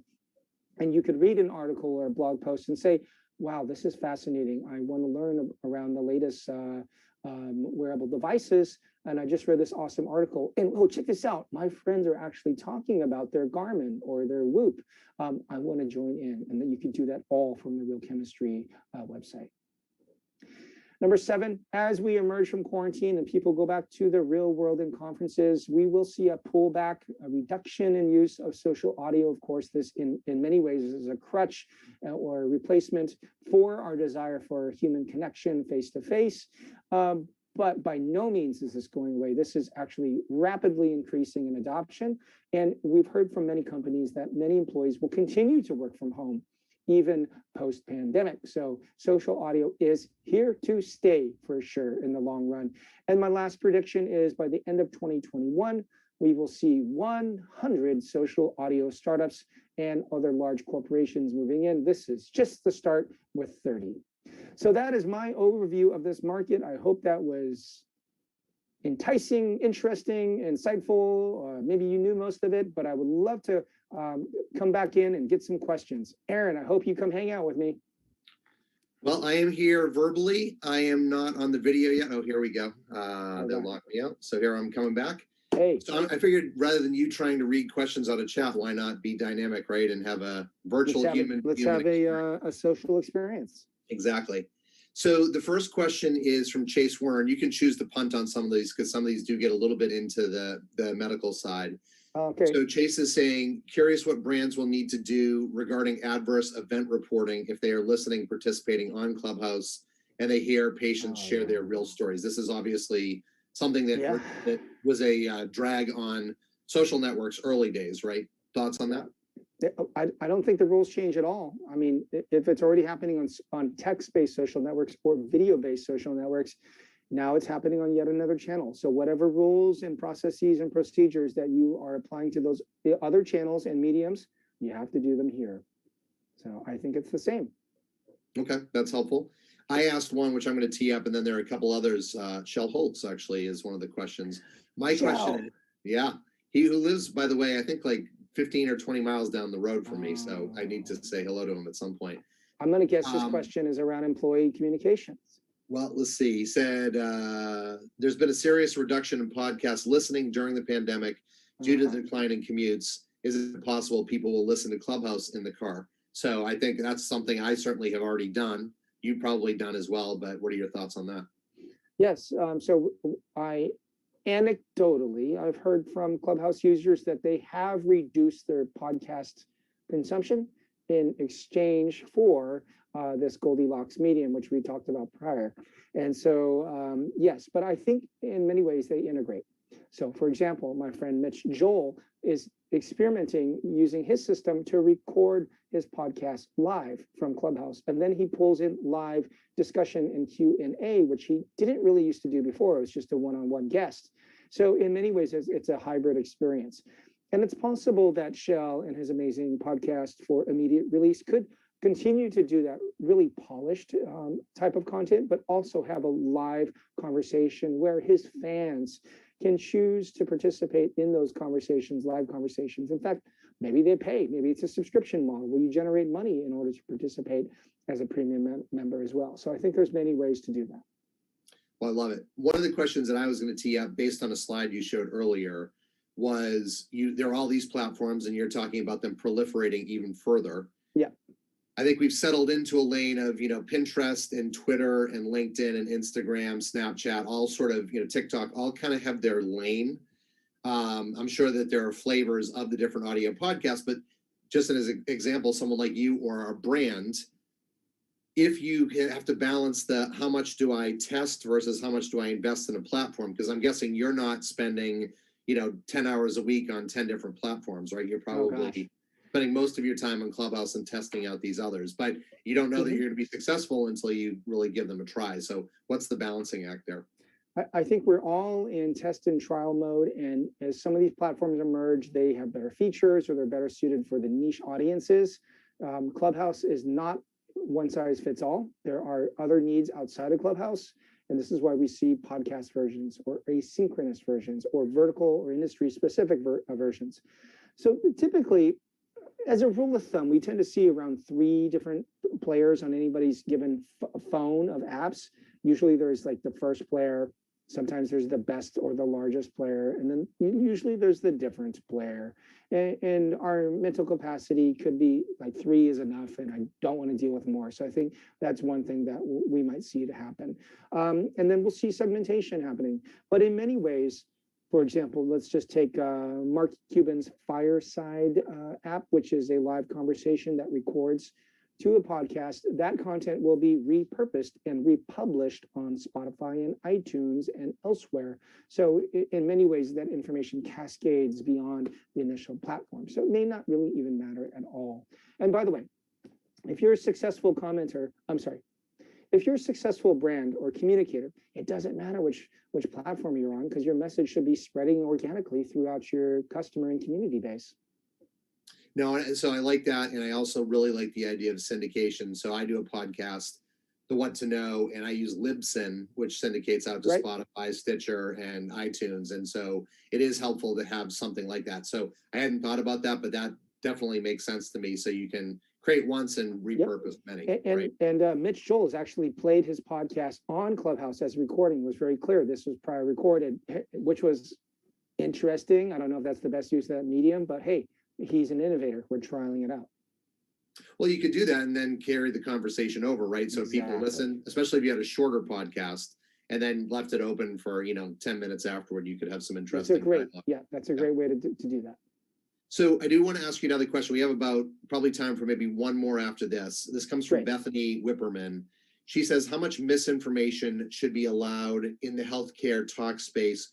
Whose responsibility is it to ensure safety of those listening? This is a big topic of conversation right now with Clubhouse because it's a little bit Wild West, right? It is totally Wild West. I can't begin to tell you how often. So this is a really serious issue with misinformation. And because it's verbal, what happens is like there could be drama in one room, which is exciting because like we're stuck at home and we don't see each other. And it's like you're part of this talk show or reality show, and then somebody gets into some chaos or conflict, or there's a debate or frankly a fight. What happens is that room explodes and people split off into other rooms, and then people have to retell that story. They tell in the way that they heard it, or they thought they heard it, or the way they want you to think that they heard it. And so information quickly spreads out, and then that retells. It's the game of telephone. And that is a serious issue. And so people have to verify. As a result, people have adopted, groups and clubs have adopted back channel communications in text-based form, Slacks, DMs, whatever's, Telegram. But the information there could also be inaccurate. But this is not unique to social audio. We find this in other social networks, and they've had to put parameters in place to prevent misinformation from happening. So I will say that misinformation is more likely to happen in social audio than the other more mature social networks that are based on text at this time. Yeah, and you made a good point, which is you said it's not limited to just Clubhouse. I would say it's not limited to just audio social, right? Because Twitter, obviously, Facebook have had some major issues with the truth. Final question, and then we'll wrap up. And this is just one for me, and that is one of the things that platforms like Clubhouse do is they allow you to plug in your other social networks, right? Or your cell number. So I know that it's got Instagram there, and you can connect with people there. You have the luxury of having a big network, particularly socially. You taught me early days, I'll connect with anyone. You know, I'll follow you back. I think you probably tapered that off. I have a pretty big network, so it's easy to build followership. But for people that maybe aren't as familiar, don't use Twitter or whatever, any strategies for getting people to meaningfully connect with you on Clubhouse? So there's whole classes that are taught on that, but you could start a club that is of affinity interest. That's one way to do it. The problem with Clubhouse is, A, you already have a big network, or you need to spend a lot of time, or 3, you should already be a celebrity. So if you're not one of those, it's just about rolling up your sleeves and spending a lot of effort to get in there. So this is why we see brands partner up and hire ambassadors and influencers to really cater onto their existing audience.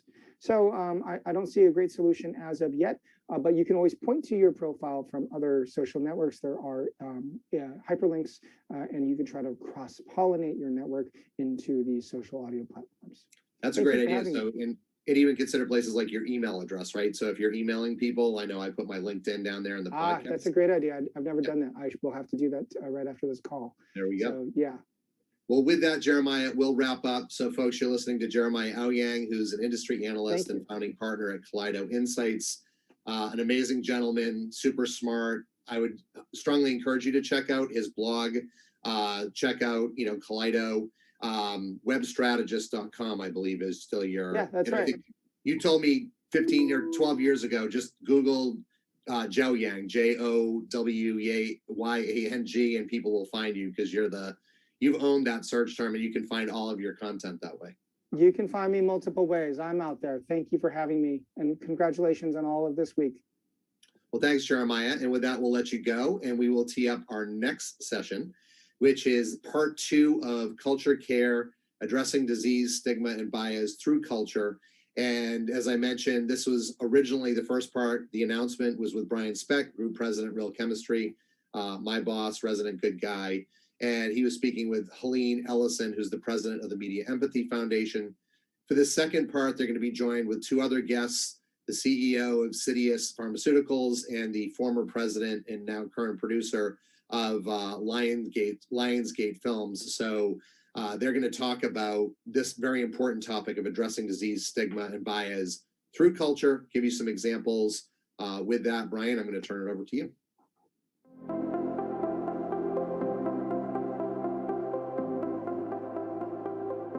All right, welcome everybody.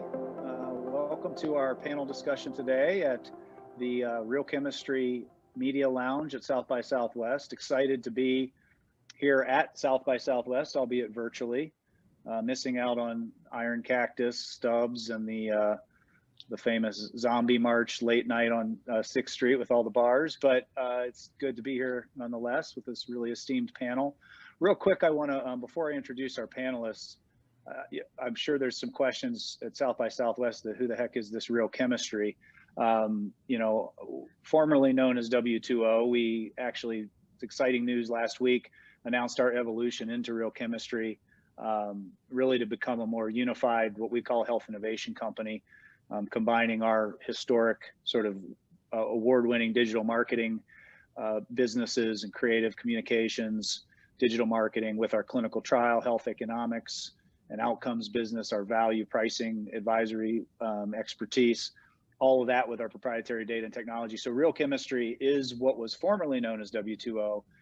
For frequent South by Southwest fans and visitors, you'll probably be familiar with the W2O name, but our new identity now is Real Chemistry, really about bringing all that together. So really excited to have a great presence at with our virtual media lounge this year. A lot of great speakers and panels. and a lot of great topics that are being covered. So I encourage everybody that's attending here in this session to check out some of the other stuff that's happened yesterday and is happening as well today. I'm excited to be here with three great panelists to talk about what I think is a really important topic today, which is around health and disease-related stigma and how we can utilize culture, entertainment, certainly marketing, communications, but creativity in all of its forms, influencing culture and trying to address disease and health-related stigma and bias. And alongside me here is my partner in crime in this endeavor, Helene Ellison, who is the president of the Media Empathy Foundation. And so welcome, Helene. Thank you for being here with us. Thanks, Brian. It's great to be here.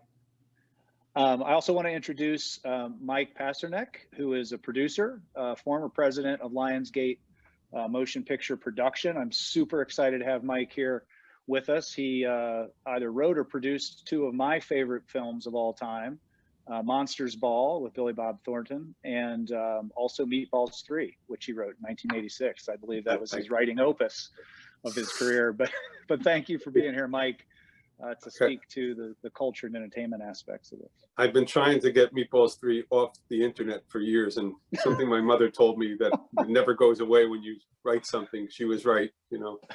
So that's the internet. It's there forever now. Forever. Those movies were a ton of fun back in the 80s. Nothing to be ashamed of. It's great work. Appreciate it. And we're also here with Myron Holubiak, who is the CEO of Sidious Pharmaceuticals, formerly president of Roche Laboratories, and bringing the biopharma industry perspective to us, and super excited to have Myron here with us. So thanks, Myron, for joining us. Thank you, Brian. So I just want to start with, the topic here is around what we're calling culture care, and the idea of how we can utilize culture to, in various forms, to reduce health-related and disease-related stigma. And I'm going to first turn to Helene, because I would love, Helene, if you could just kind of frame this for us, what we mean when we talk about health-related or disease-related stigma. Sure. So stigma is the shame and fear of discrimination, fear of judgment that effectively silences patients who suffer from one of a long list of diseases, autoimmune diseases, infectious diseases, migraine, diabetes, mental health conditions, some cancers. I mean, the list goes on. And while the drivers of stigma are going to be different depending on the actual condition, the consequences are consistent, which is that patients isolate, they don't disclose that they have their condition, and they don't seek treatment. So effectively, stigma is a factor in and of itself that worsens health outcomes, because there are treatments available for these diseases that can minimize or eliminate the burden of these diseases. And it's something that really needs attention, especially now that there are so many medical interventions and therapies available. Well, it's one of the things that, we've been saying, that mistreatment can lead to missed treatment, right? When there's an opportunity to have an intervention or treatment or therapy of some kind for a disease or condition, and the shame and the stigma associated with it is so strong for that individual, they simply don't seek out the help that's available to them, which is a real shame, and is a real problem, something we need to overcome. Myron, what's your perspective, just from a biopharma standpoint? Yeah, I think it's similar. I think I look at it in two ways. One being a diminished sense of self and affecting social interaction due to the disease state. And I think most prominent in that would be infectious diseases like HIV or hepatitis C or psoriasis or something like that. The second aspect would be the concern for one's future because of a perceived prejudice about the disease itself. So that could be career advancement or social acceptance or something like that. And in that bucket, I'd put heart disease, cancer, depression, and other kinds of chronic diseases that may be limiting or affecting daily living activities. So I think Helene pretty well nailed it. What about an example, Myron? I'll stick with you here.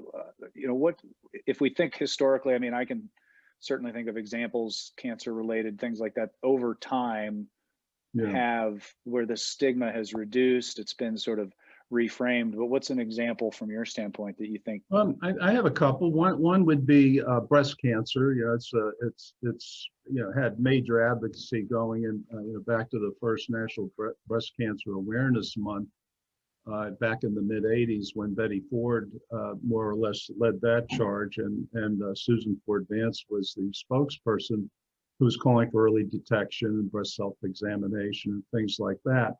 And you could, as Helene has said, at least in our conversation, you couldn't even say the C word back then. And today, pro football players are wearing pink cleats and they're advocating for it. And there is a game or two that I'm aware of that we actually really spend some time in acknowledging that. The other example that I would throw out, and this one is more directly influenced by the pharmaceutical industry, which of course is what I'm representing, is hepatitis C. And I think that hepatitis C is a liver infection caused by the hepatitis C virus. It's spread through contact with blood from an infected person. And today, most people become infected with hepatitis C by sharing needles or other equipment that's used to inject drugs, and less often through sexual contact. A few years back, few would admit to having hepatitis. And today, largely because of the cure, I mean, Salboni and Harboni were introduced a few years back, and I think they were 96 to 97% effective in curing people. So, they weren't infectious anymore. So that was made it not as stigmatizing as it once was. So that example basically says that if you come up with an effective treatment, that also helps. That's great. Well, I want to pivot over to you, Mike, a little bit. I think one of the things that really has been effective in Myron, I think the NFL example is a great one. I think we've seen from a breast cancer standpoint, a lot of facets of entertainment, sports, ways that musicians, artists, entertainers have helped to address stigma and misunderstanding around certain diseases, particularly cancer, I think. We've had some success in our own business in partnering with clients. The one that comes first to mind for me is with Genentech on episodic series on YouTube called Challenge Accepted, which is really about helping overcome the misperceptions of what it means to be living with hemophilia, and engaging and interviewing real patients living with hemophilia, showing them doing highly active things that people wouldn't necessarily associate with somebody with the condition.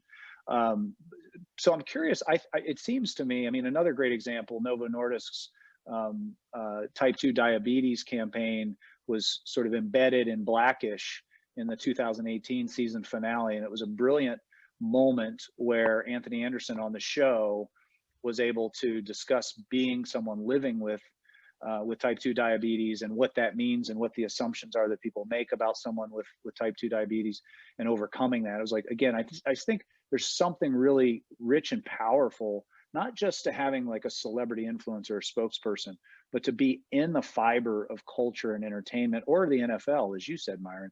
But so Mike, I'm just curious, what role, let's start with the historic view, where historically entertainment, particularly film, but television, music, other areas as well, perhaps, have been able to contribute to helping overcome certain stigma.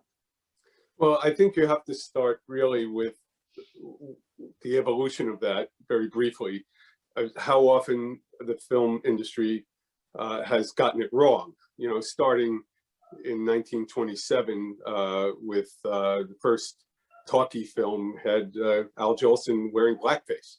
Right. That's where we're starting with. So Birth of a Nation, the first major film, if you look at it from a bias standpoint, right? Yeah, absolutely. And even Alfred Hitchcock started a trend of depicting transgender people as killers. Norman Bates dressed up like his mother, and then history kept repeating itself because, writers thought that's a good vehicle. That worked, so we'll do it again and again, and it was successful over and over again.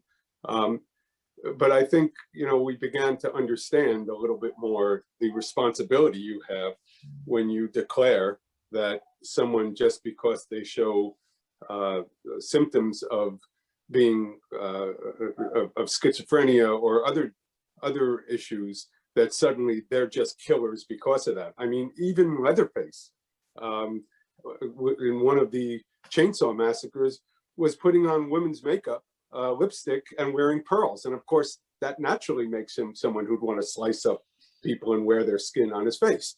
Yeah. So, you know, the evolution of that is we've now gotten to a place where I truly believe that when you see a script that just has a killer who's a killer because they've been in an institution, talked to a psychiatrist, whatever it is, you know, that's out of the ordinary, we have to go deeper. You can't just be a killer because of that.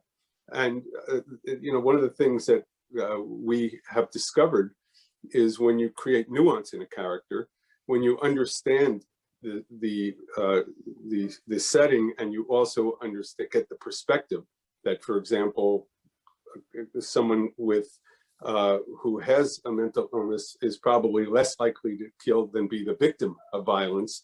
You know, if you can work those things in, if you can work in reality and the real world into a character, they are going to be a much more successful character in a movie. And people want to care about characters. They want to care. That's the most important part of storytelling, is caring. And the more depth you give them about someone, the more they're going to care about that person, and the better you're going to get them to laugh with them, cry with them, even laugh at them for effect at times. But at least there's the right intent when you're doing that, and you're doing it with knowledge. And that's one of the most important things I think we've had to learn in the film business, is you have to go deep and you have to give perspective. Have you, well, Helene, what are your thoughts on that, Helene? I think you have a perspective. I just think that having a cultural recognition of patients in a way that allows empathy is so important. And, you know, there's an organization called GLAAD that represents the interests of LGBTQ in movies, and they've done a tremendous job at influencing content in film, television, news media. And last year they did a study looking at HIV and found that the misconceptions about HIV are paramount. Like 60% of people think that they can get it by catching it from another person, and 89% of Americans think that HIV is still stigmatized. So while I think certain areas are getting the right representation culturally, I feel that diseases, there's a long way to go in making that happen in all forms of media. Well, the HIV oh, sorry, Mike, go ahead. I was going to say, we made a film called Wonder a few years ago, and one of the aspects of that was to really understand what this kid was going through, the main character who had facial difference, and schools were using that book, Wonder, as a way of getting kids to understand this and to be kind, and to realize that we're not all the same, but it doesn't make us really different, you know. And what I found interesting about that was that it's one of the, normally the creative community, which drives content. You know, studios and television stations will say, programmers will say, we want this type of film or that type of film. We want, these are the genres we're looking in, the age groups and all that. But it's the creative community who comes in and pitches and really drives the content. And when it comes to disease and films about illnesses of any kind, usually it's a very personal thing for a writer. They know someone close to them, they're living with it themselves. Wonder was one where it was written by a parent of a child who she saw react to someone who had facial differences. And she got alarmed and said, oh, wow, I want to do something to help my child. And that's a whole nother way of getting into these projects and creating some, changing the culture. of how we look at disease, especially in the movie business and in television, is when people start to say, hey, I want to make a change in how people perceive something in the world, not just because I'm personally affected by it, but because I see other people are affected by it. And that was one of those. Wonder's a fantastic film. And I actually, you and I had talked about this yesterday, Mike, that one of my favorite examples is actually a very real world case, which is in Breaking Bad. Bryan Cranston's son, who I believe has cerebral palsy, the actor himself has cerebral palsy, and his character, they bring that to the character. They don't really ever discuss it overtly. You can tell that he's living with some sort of condition, but they never address it overtly. And, he does a fantastic job through the entire series with it, and is a really fantastic actor in his own right. And I think that's just such a powerful example of kind of normalizing someone living with a condition being able to practice their craft with it, and not necessarily making it, kind of a mark, right? Yeah. Or something to notice. Yeah, well, I totally agree with that. And one of the, what we, in that conversation, I mentioned that we actually tried with Wonder to find a child actor who had the condition. We had a real search, and we couldn't come up with someone who really could pull off that role. And, as many of the critics who loved the film, there were a few who said, hey, you're exploiting, Sure. a condition. And actually, the reason we made Wonder was when we read the book, we cried. It wasn't to exploit anything, and then you try to make the best film you can and depict it in the best way you can. But yes, it's a good point. If you can actually also use an actor who has a condition, it's even more powerful, I think. Well, and Wonder certainly, just like you were saying with the book, is such a great educational tool, engendering empathy in the audience, right, and helping them. I mean, I'm sure that has had a very positive effect on a number of people. So I think well done from my standpoint. Myron, what about industry? Let's pivot back from sort of entertainment to the pharmaceutical industry, and what can the pharmaceutical industry really do to have a positive impact on addressing stigma? It has a very large role, and it is evolving too. The very first DTC, direct-to-consumer ad, appeared in Reader's Digest back in 1981. It was for Pneumovax, and the FDA went crazy. So they put a moratorium on advertising in order to study the issue until 1985. And then for 12 years, DTC ads basically were print ads. And that was because of full disclosure requirement. They had to put in all the conditions and warnings and things like that. And then in '87, FDA released a guidelines, and one of them was an adequate provision clause, which says you can get this disclosure in alternate ways, like go to your Reader's Digest, go to your whatever, PDR. And another one was a major statement clause. So it reduced all those bad things into one or two statements, and that enabled TV advertising, and it took off. So from that point forward, everything really took off. And basically there's 5 tasks for that. And I think they've become the largest mass purveyor of disease state information because of it. And there's 5 basic rationales. One of them is to educate people about the conditions and the treatments that they may not be aware of. It's to encourage people to take their meds, compliance, raise awareness of related adverse events, lessen the stigma surrounding certain conditions, erectile dysfunction, HIV, HCV, depression, some GI diseases come to mind. And then finally, possibly increase the detection of unrelated diseases if the patient's really inspired and they go see medical care. So but what I think, as I mentioned before, that I think is most important from the industry, other than communicating properly, is the introduction of new therapies that either cure the disease, like I used the HCV example, or make the disease much more manageable, such as with antidepressants. So, and I think the industry has to continue to move. They have to continue to support community interactions, whether they, one level is patients and caregivers, so they have coping mechanisms and have an ability to talk to one another. There's the first line of healthcare workers, which are pharmacy, nurses, PAs, NPs, primary care physicians. The next one is a specialist, and that you look for them for expertise and what's the current research. And sometimes you need a super specialist, and by that I mean in the psychiatric field. Because if the disease and the stigma associated with it is affecting your ability to perform daily activities, you really ought to be able to interact with that community. And I think, you got to observe a lot of regulatory issues here. You can't just put groups together and have them talking to one another. And, I've been involved in that with a weight reduction product at Roche. But so you got to be careful because it has to be within some type of a regulatory framework, but it's very possible. Yeah, I couldn't agree more. I think the pharmaceutical industry has done an amazing job at creating awareness of these conditions, that people through treatment are living the best lives that they would want.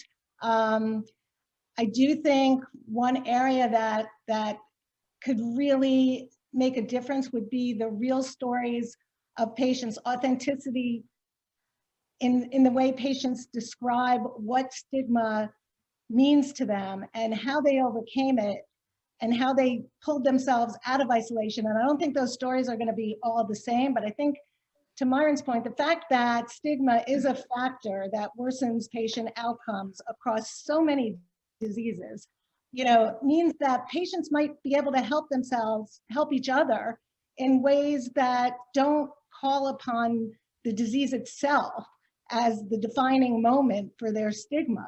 So people with migraines might be able to help people with diabetes, and people with asthma, might have experiences that help people with COPD. And I think that the real stories, the in-depth stories of these individuals and how they've overcome stigma could really make a difference in a way that we haven't really seen before, because right now stigma is siloed and the work that's done is really very disease specific. Well, and we certainly have the tools. I mean, when you think about social media and the ability to connect in social communities and things like that, and proliferate content by individuals that may not necessarily be celebrities or influencers themselves. I mean, the technology's there. We're living in a world where that can happen, and I think that's a really great perspective. So just to close, we're at time. Short panel today, and we have very busy panelists who need to get back to their day jobs. But I just wanted to kind of close with, South by Southwest, our attendees are marketers, creators, technologists. Just as a quick sort of closing statement, 30 seconds each-ish, what would you suggest that they can do to help to address health and disease-related stigmas? Helene, I'll start with you. Okay. Well, I think we all know people who are struggling with diseases, and we all know the implications of, now we know the implications of stigma. So I think the more that there can be platforms to talk about conditions, especially with those who have overcome stigma and can share their experience in the workplace, in social circles, through their networks, I think it's so important, because there are so many people who are still left in isolation, and to bring them back, I think it's the voice of others who can be role models and show them the way forward. That's great. Mike, I'll go to you next. What can our audience do? I think in anything you're doing, continue doing it, but expand your universe. Look for those opportunities to incorporate people who are stigmatized, where there's a bias against, and learn about them, so that when you're writing about them, when you're doing projects about them, whatever that is, that you're giving the real balance of their world, from the mundane to the extreme, but really educate yourself. That's great. And Myron, bring us home. Well, I think you have to depict the humanity of the person with the disease. I think you have to communicate hope. And I think you have to show integration of the purpose with the disease with society. That's fantastic. Well, I cannot thank you all enough. I do want to say thank you to Myron and Mike, both for joining us. Really fantastic perspectives from the views of entertainment, the views of the pharmaceutical industry on helping to address disease-related stigma. So thank you both for the time. I really, really appreciate it. Thank you. Our pleasure.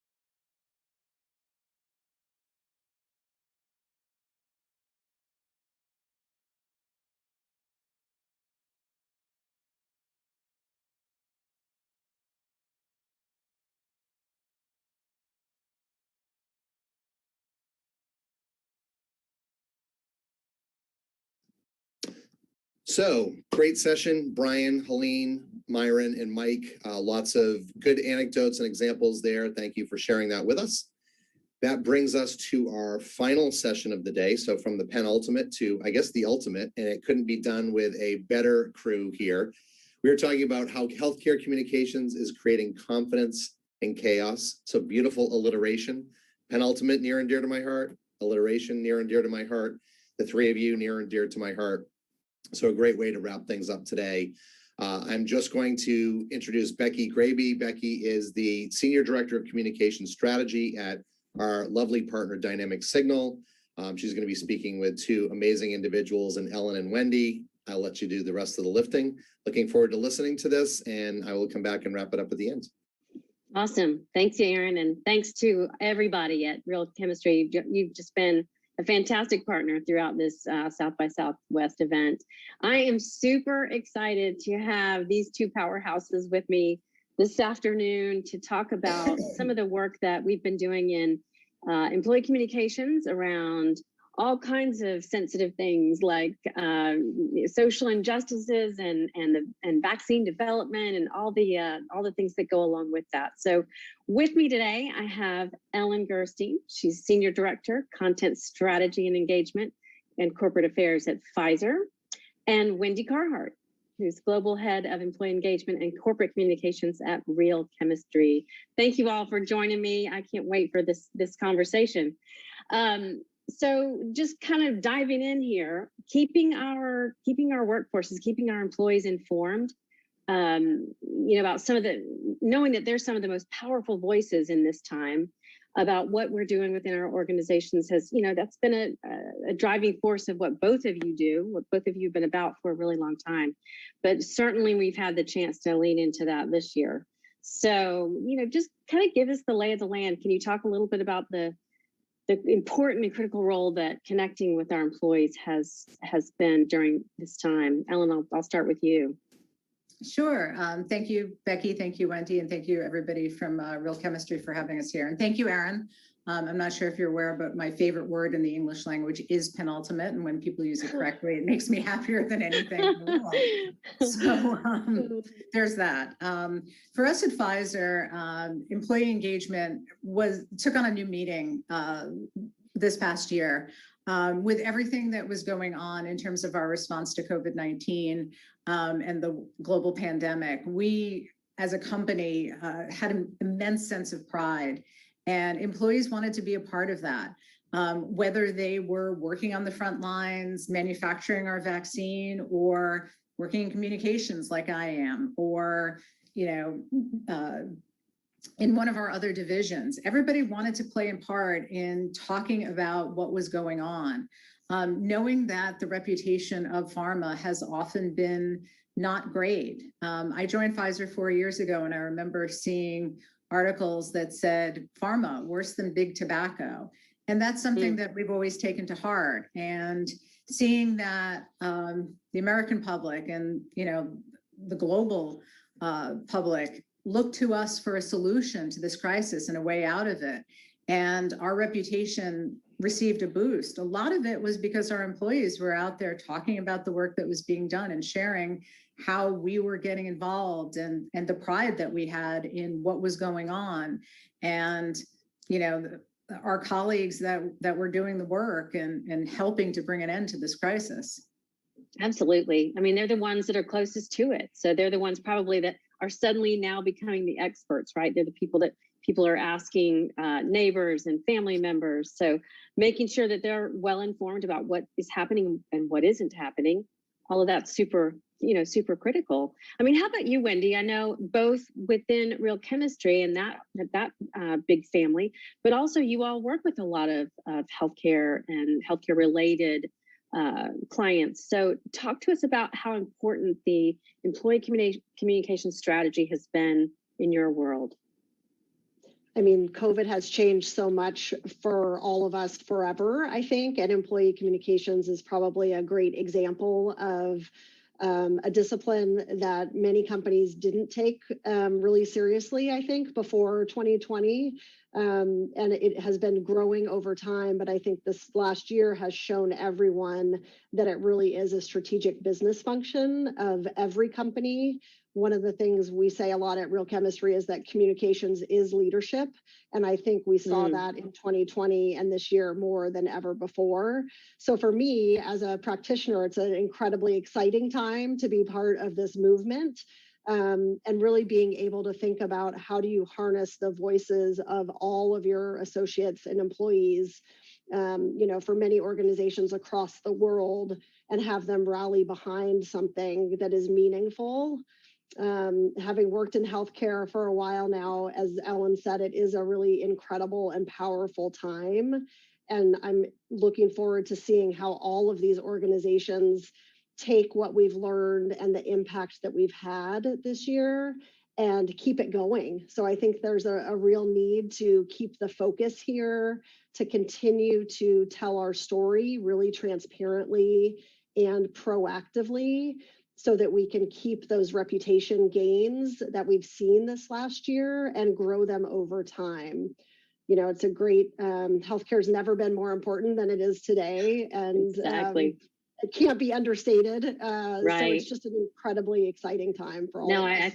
I think you're spot on with that. I don't think it's going away. And I think this pandemic and all the difficult challenges that we've been through over the last year has really revealed how important, how critical it is that we're able to reach our employee base, not just some of them, but all of them, in a way that makes sense and allows us to make changes much more quickly. I've seen almost every member of the C-suite stand up and pay attention to what are we saying to employees? What are they asking? How are we responding? Why is it taking so long? So I think, I'm curious from your point of view, how have you seen leaders stepping up and building confidence in the workforce about the work that's being done, about just the struggles that they're facing as well, and being willing to talk about those things, modeling the behavior that we'd like to see from our employee workforce? When do you want to take that first, or Ellen, either one? I can take that. You go, first. Ellen. At Pfizer, it was interesting. At first, we had some leaders who were interested in trying it, but a little hesitant. Like many pharma companies, we had a somewhat restricted social sharing policy at first. And we worked, before we implemented any sort of employee engagement program, to come up with a good judgment program, as we like to call it, our good judgment policy, so that people could share stories of our work smartly, that we weren't allowed to talk about products, we weren't allowed to talk about things that we shouldn't talk about. If we weren't going to go next door to our neighbors and say, hey, I'm working on this really great thing, we weren't going to say it in social media. So once we got our leaders on board, they were more enthusiastic about coming out and talking about things. So certainly our CEO, Albert Bourla, led the charge with that. He has been very active on Twitter and on LinkedIn. He is somebody who wants to be seen as a leader in social, and that's been great for us. But other leaders have kind of stepped up and said, you know what, if there's questions about mRNA leadership, let me take that. Let me answer questions about that. Angela Wong, our head of our Pfizer Biopharmaceutical Group, was somebody who, when there were initial questions about how would cold chain technology work, when initial shipments were going out at minus 70 degrees, and there were a lot of questions from people about how would we keep things cold, Angela was the one who said, let me answer that. I can take that. So once we had that comfort level, we really had a lot of leaders stepping up and saying, my turn, let me try that. Yeah. And that's been really exciting to see, different voices throughout the organization wanting to answer those questions and even be proactive about things. It's been very reassuring to see.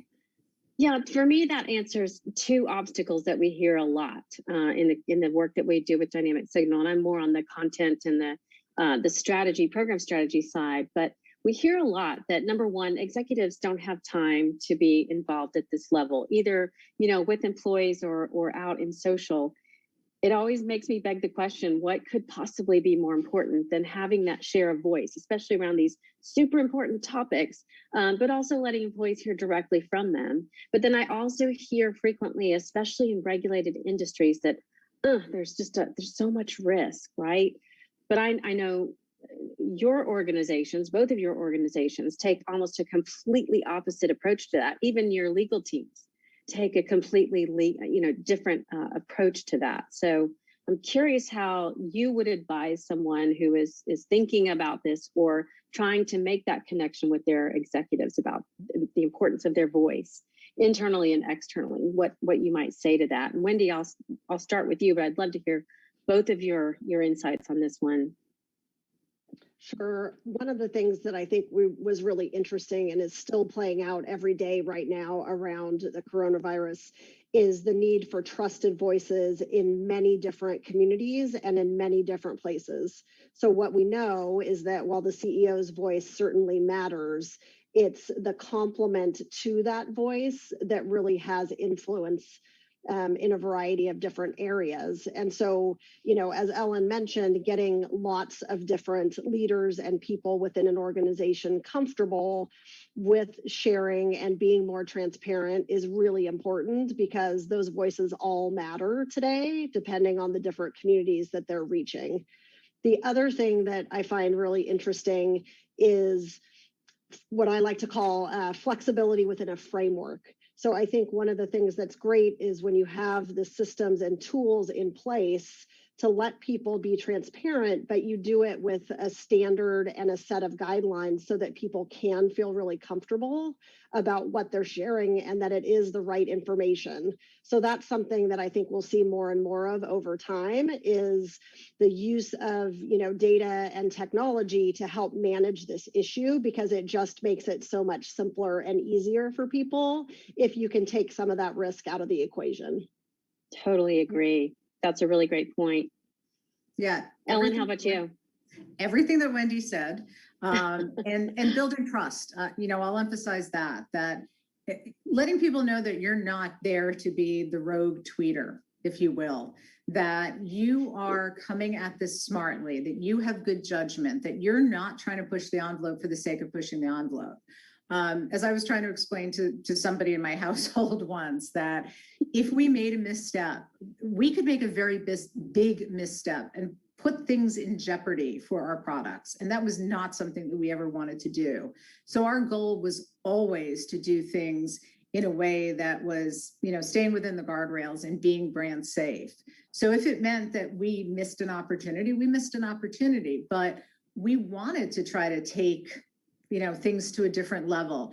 If it meant describing technology in a way that hadn't been described before and doing the tweets in such a way, we did it.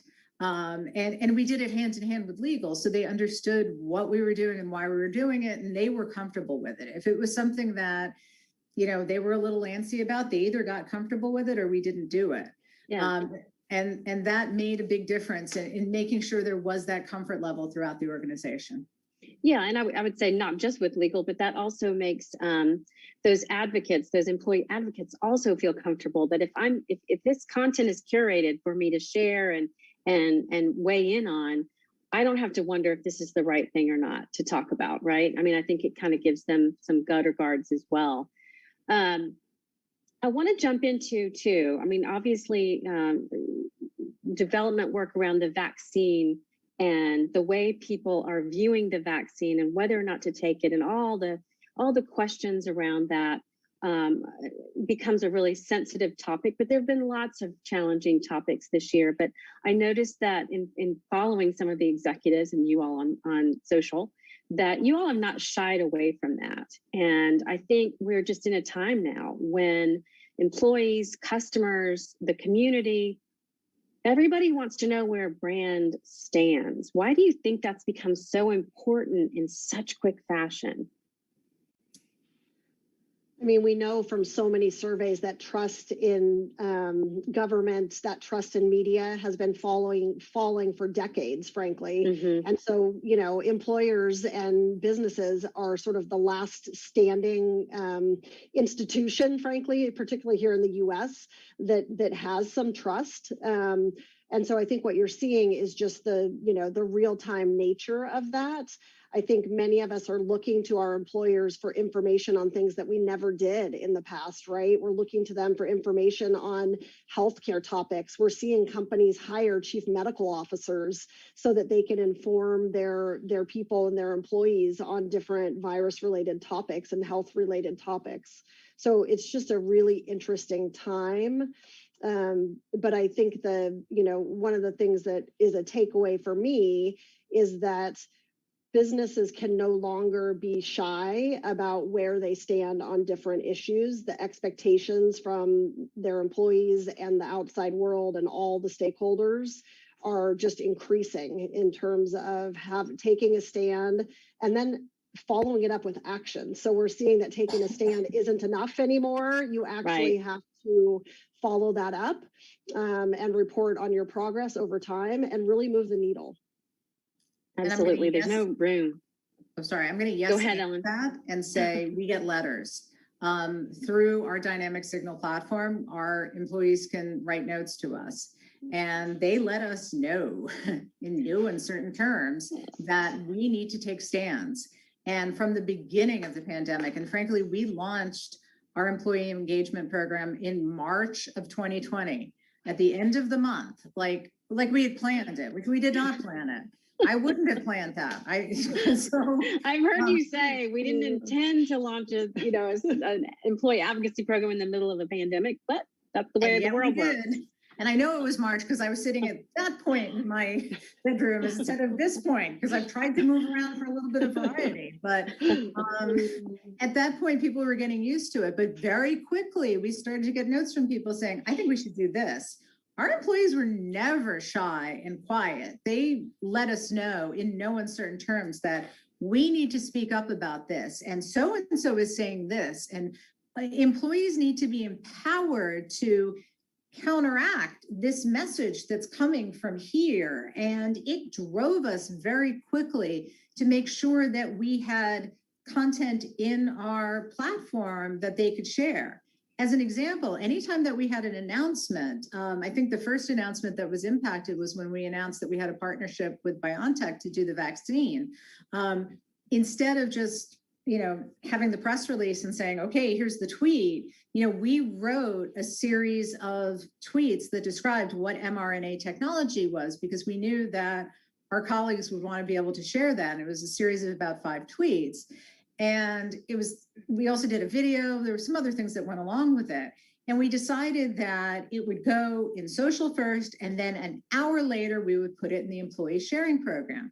Well, during that hour, several employees sent notes saying, why isn't this available? Like the cat in that gif. Yeah. Why isn't this available for us to share? This needs to be in here for it to share. Can we share it from Twitter? It was like, okay. So the strategy changed very quickly so that anything that went external like that immediately went into our employee sharing program. In fact, the morning of November 9th, when we announced our efficacy of our vaccine, that moment where we went from hopeless to hope, that we had a vaccine and everything was going to change, I stayed up all night proofing everything. But the whole reason was because at 6:45 a.m. when the press release went out, I wanted everything loaded into our platform so employees had access to it first. So if you were up at 6:45 a.m. and you were ready to share, you had it. I wanted to. And I'm sure there were plenty who did, right? Yes. Yeah. I think that's amazing, though. I think that is amazing when you have such engagement that your employees are clamoring to get they want to be part of that good voice.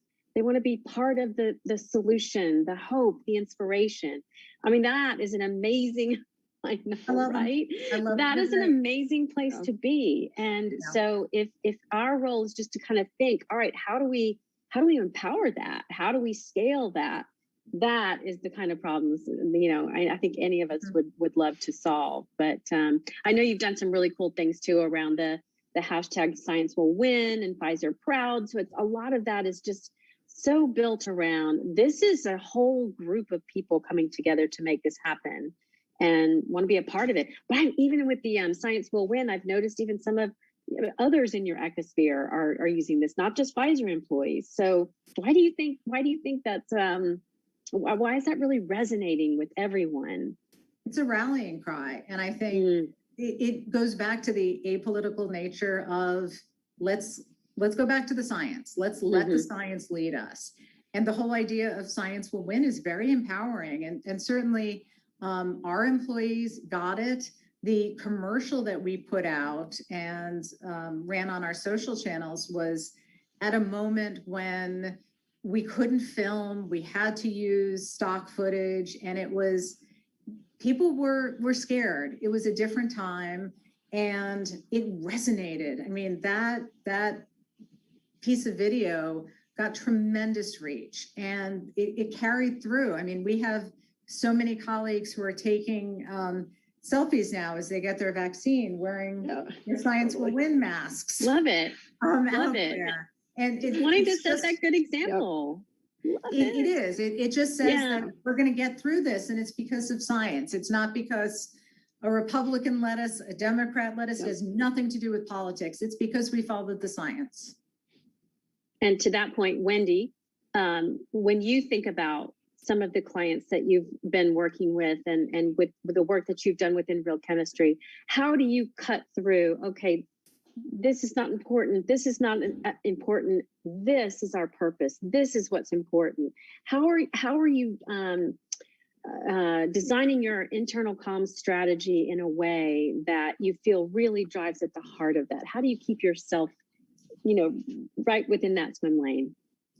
Well, first, I just have to say that Ellen, Science Will Win has become a rallying cry for so many of us in the industry, because I do think people are so just passionate about science, and it has been something that has been beat up a bit. And so I do think it's just resonated incredibly well. So it just makes my heart really happy. And Real Chemistry people are also getting their vaccines with their masks on too. So it's so great to see that just explode. But, the one thing that we come back to here a lot is data. So, the more data, and it gets similar to science, right? The more data you have, the more you know what is resonating with people, where they have questions, what they care about, what's working for them, what's not. And so we spend a lot of time really making sure that we're keeping an eye on that data and then responding as close to real time as we can once we know what's on the mind of our people in particular. So important. Yeah, being able to capture that sentiment, having the tools where you can really get, people's comments and questions, and polling and all of those great tools really make a difference for us in terms of being able to know what's top of mind for people. Yeah, without guessing or just going with a hunch. Speaking of questions, we have a couple of them that I think are really relevant to this discussion particularly. The first one is, how do we maintain this level of engagement when it comes to topics beyond COVID? How do we keep this goodness going? Do employees and audiences have the same passion for information? Ideas there? I think so. And I think a lot of it is working with patient communities and making sure those connections are maintained. That's one of the things that early in COVID, especially when a lot of clinical trials were stopped because we didn't want people being out there when we didn't know a lot about the virus, and we didn't want people, traveling to sites and all that. And a lot of companies shut down trials to be safe. Patient communities were worried about losing momentum. And a lot of dialogues went on about how to maintain these connections. I think it's being transparent, making sure that we're maintaining these connections and listening to these advocates in these groups. And it's something that I'm hoping to see a lot more of throughout the year. Pfizer has a chief patient officer, Dr. Dara Richardson-Haran, and this is a big part of her platform to kind of raise these voices, especially in equity, which is a core Pfizer value. I'm also excited to see a lot of the innovations with clinical trials that were made during COVID-19 carry on to other clinical trials. This is something that Rod McKenzie, who's our head of global product development, it's something that he's been advocating for. Essentially, these things were done for COVID-19. Why can't we implement them for other trials? If it, when time is life, let's think about ways that we can take these innovations and bring them to other trials. So that's something I'm really excited to see. There's always something new that you all are working on that you can create that same rally cry, right? Right. Yeah, for sure. Wendy, how about you?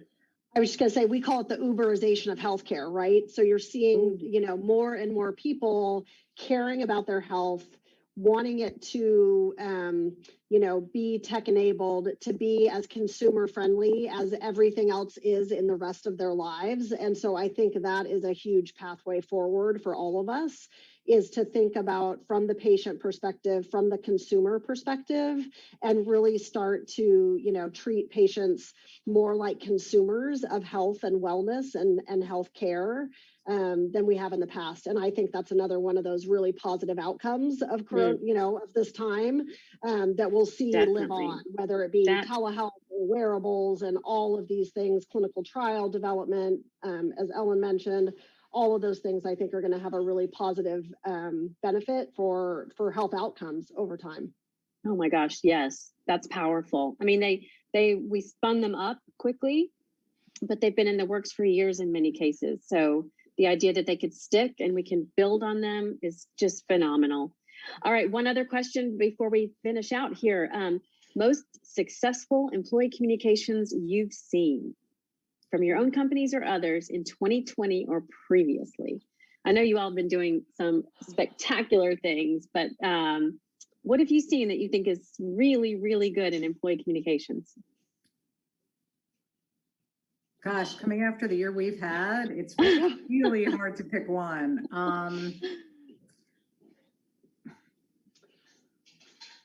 An old one that I really love, and this isn't from healthcare, but and it's been around for a while, but that is REI's Black Friday Get Outside campaign, which you probably know if you're a consumer of REI products. But the reason I like it is because it really was employee driven, and it started employee first. And it really was about letting their employees have Black Friday off and not get outside, which is their mission. And so that's one that I always think was a great one.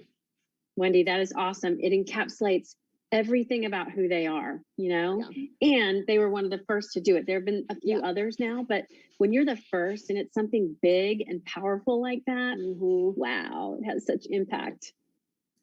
I'm going to say Albert Bourla, our CEO's open letter after the presidential debates. Bang. And he was watching the debates and said, the president spoke to me, and why is the vaccine becoming political? And he just said, we got to reset here and get back to business. And he wrote the open letter. It was not something that I got quickly up into the platform. It went out first to colleagues because that was the plan. And I think I got 100 people saying, this has to be shareable. And I'm like, everybody take a breath, it'll be shareable. And people were so passionate about it. And we very purposely let colleagues write their own posts about it, that you share it to your Facebook, your LinkedIn, your Twitter, whatever. You talk about what this means to you. And colleagues really got behind it. And the whole idea, there were ways that they could have gone, but it was science. We're letting science guide us. And I was really proud that everybody kind of stuck to that. And everything I saw was super positive and constructive, but I don't know of a better example of transparency where, this CEO letter is shared and employees have the ability to share it. Just, wow. Yeah. We could talk about this topic for another hour, but I know you all have other things to do. So Erin, I'm going to turn it back over to you. But first, let me say thank you to both of you. Just incredible examples and insights. Wow. Thank you for what you do. Thank you, Becky. Wendy. Yeah, thank you, Becky. And actually, thank you to you and Ellen in particular, who are the only two double dippers other than Brian Specht, who sort of cheated and got 2 parts to his series.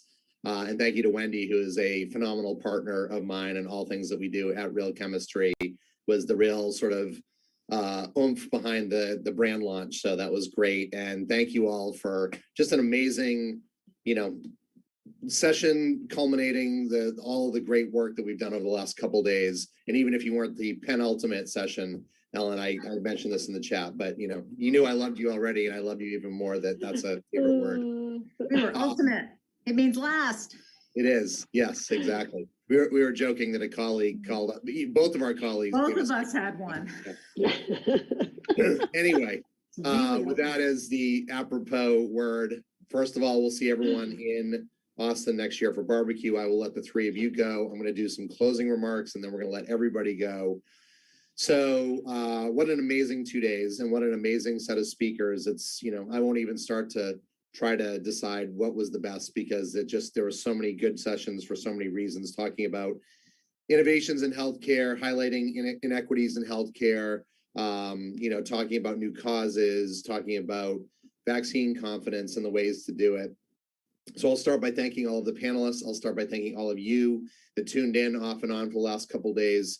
Thanks to the team that really made this happen. And again, I'm going to thank Madison Davis, Stephanie Agresta, Kayla Schwartz, Maya Ollie, Jonathan Denise, Sydney Shaman, Lisa Prywis, Mallory McClenathan, Adam McGillen, Angela Wolf, the whole Earned Media team, particularly Peter Duckler, Najima Wesley, who supports me, among others, and scheduled a gajillion meetings to prep for this.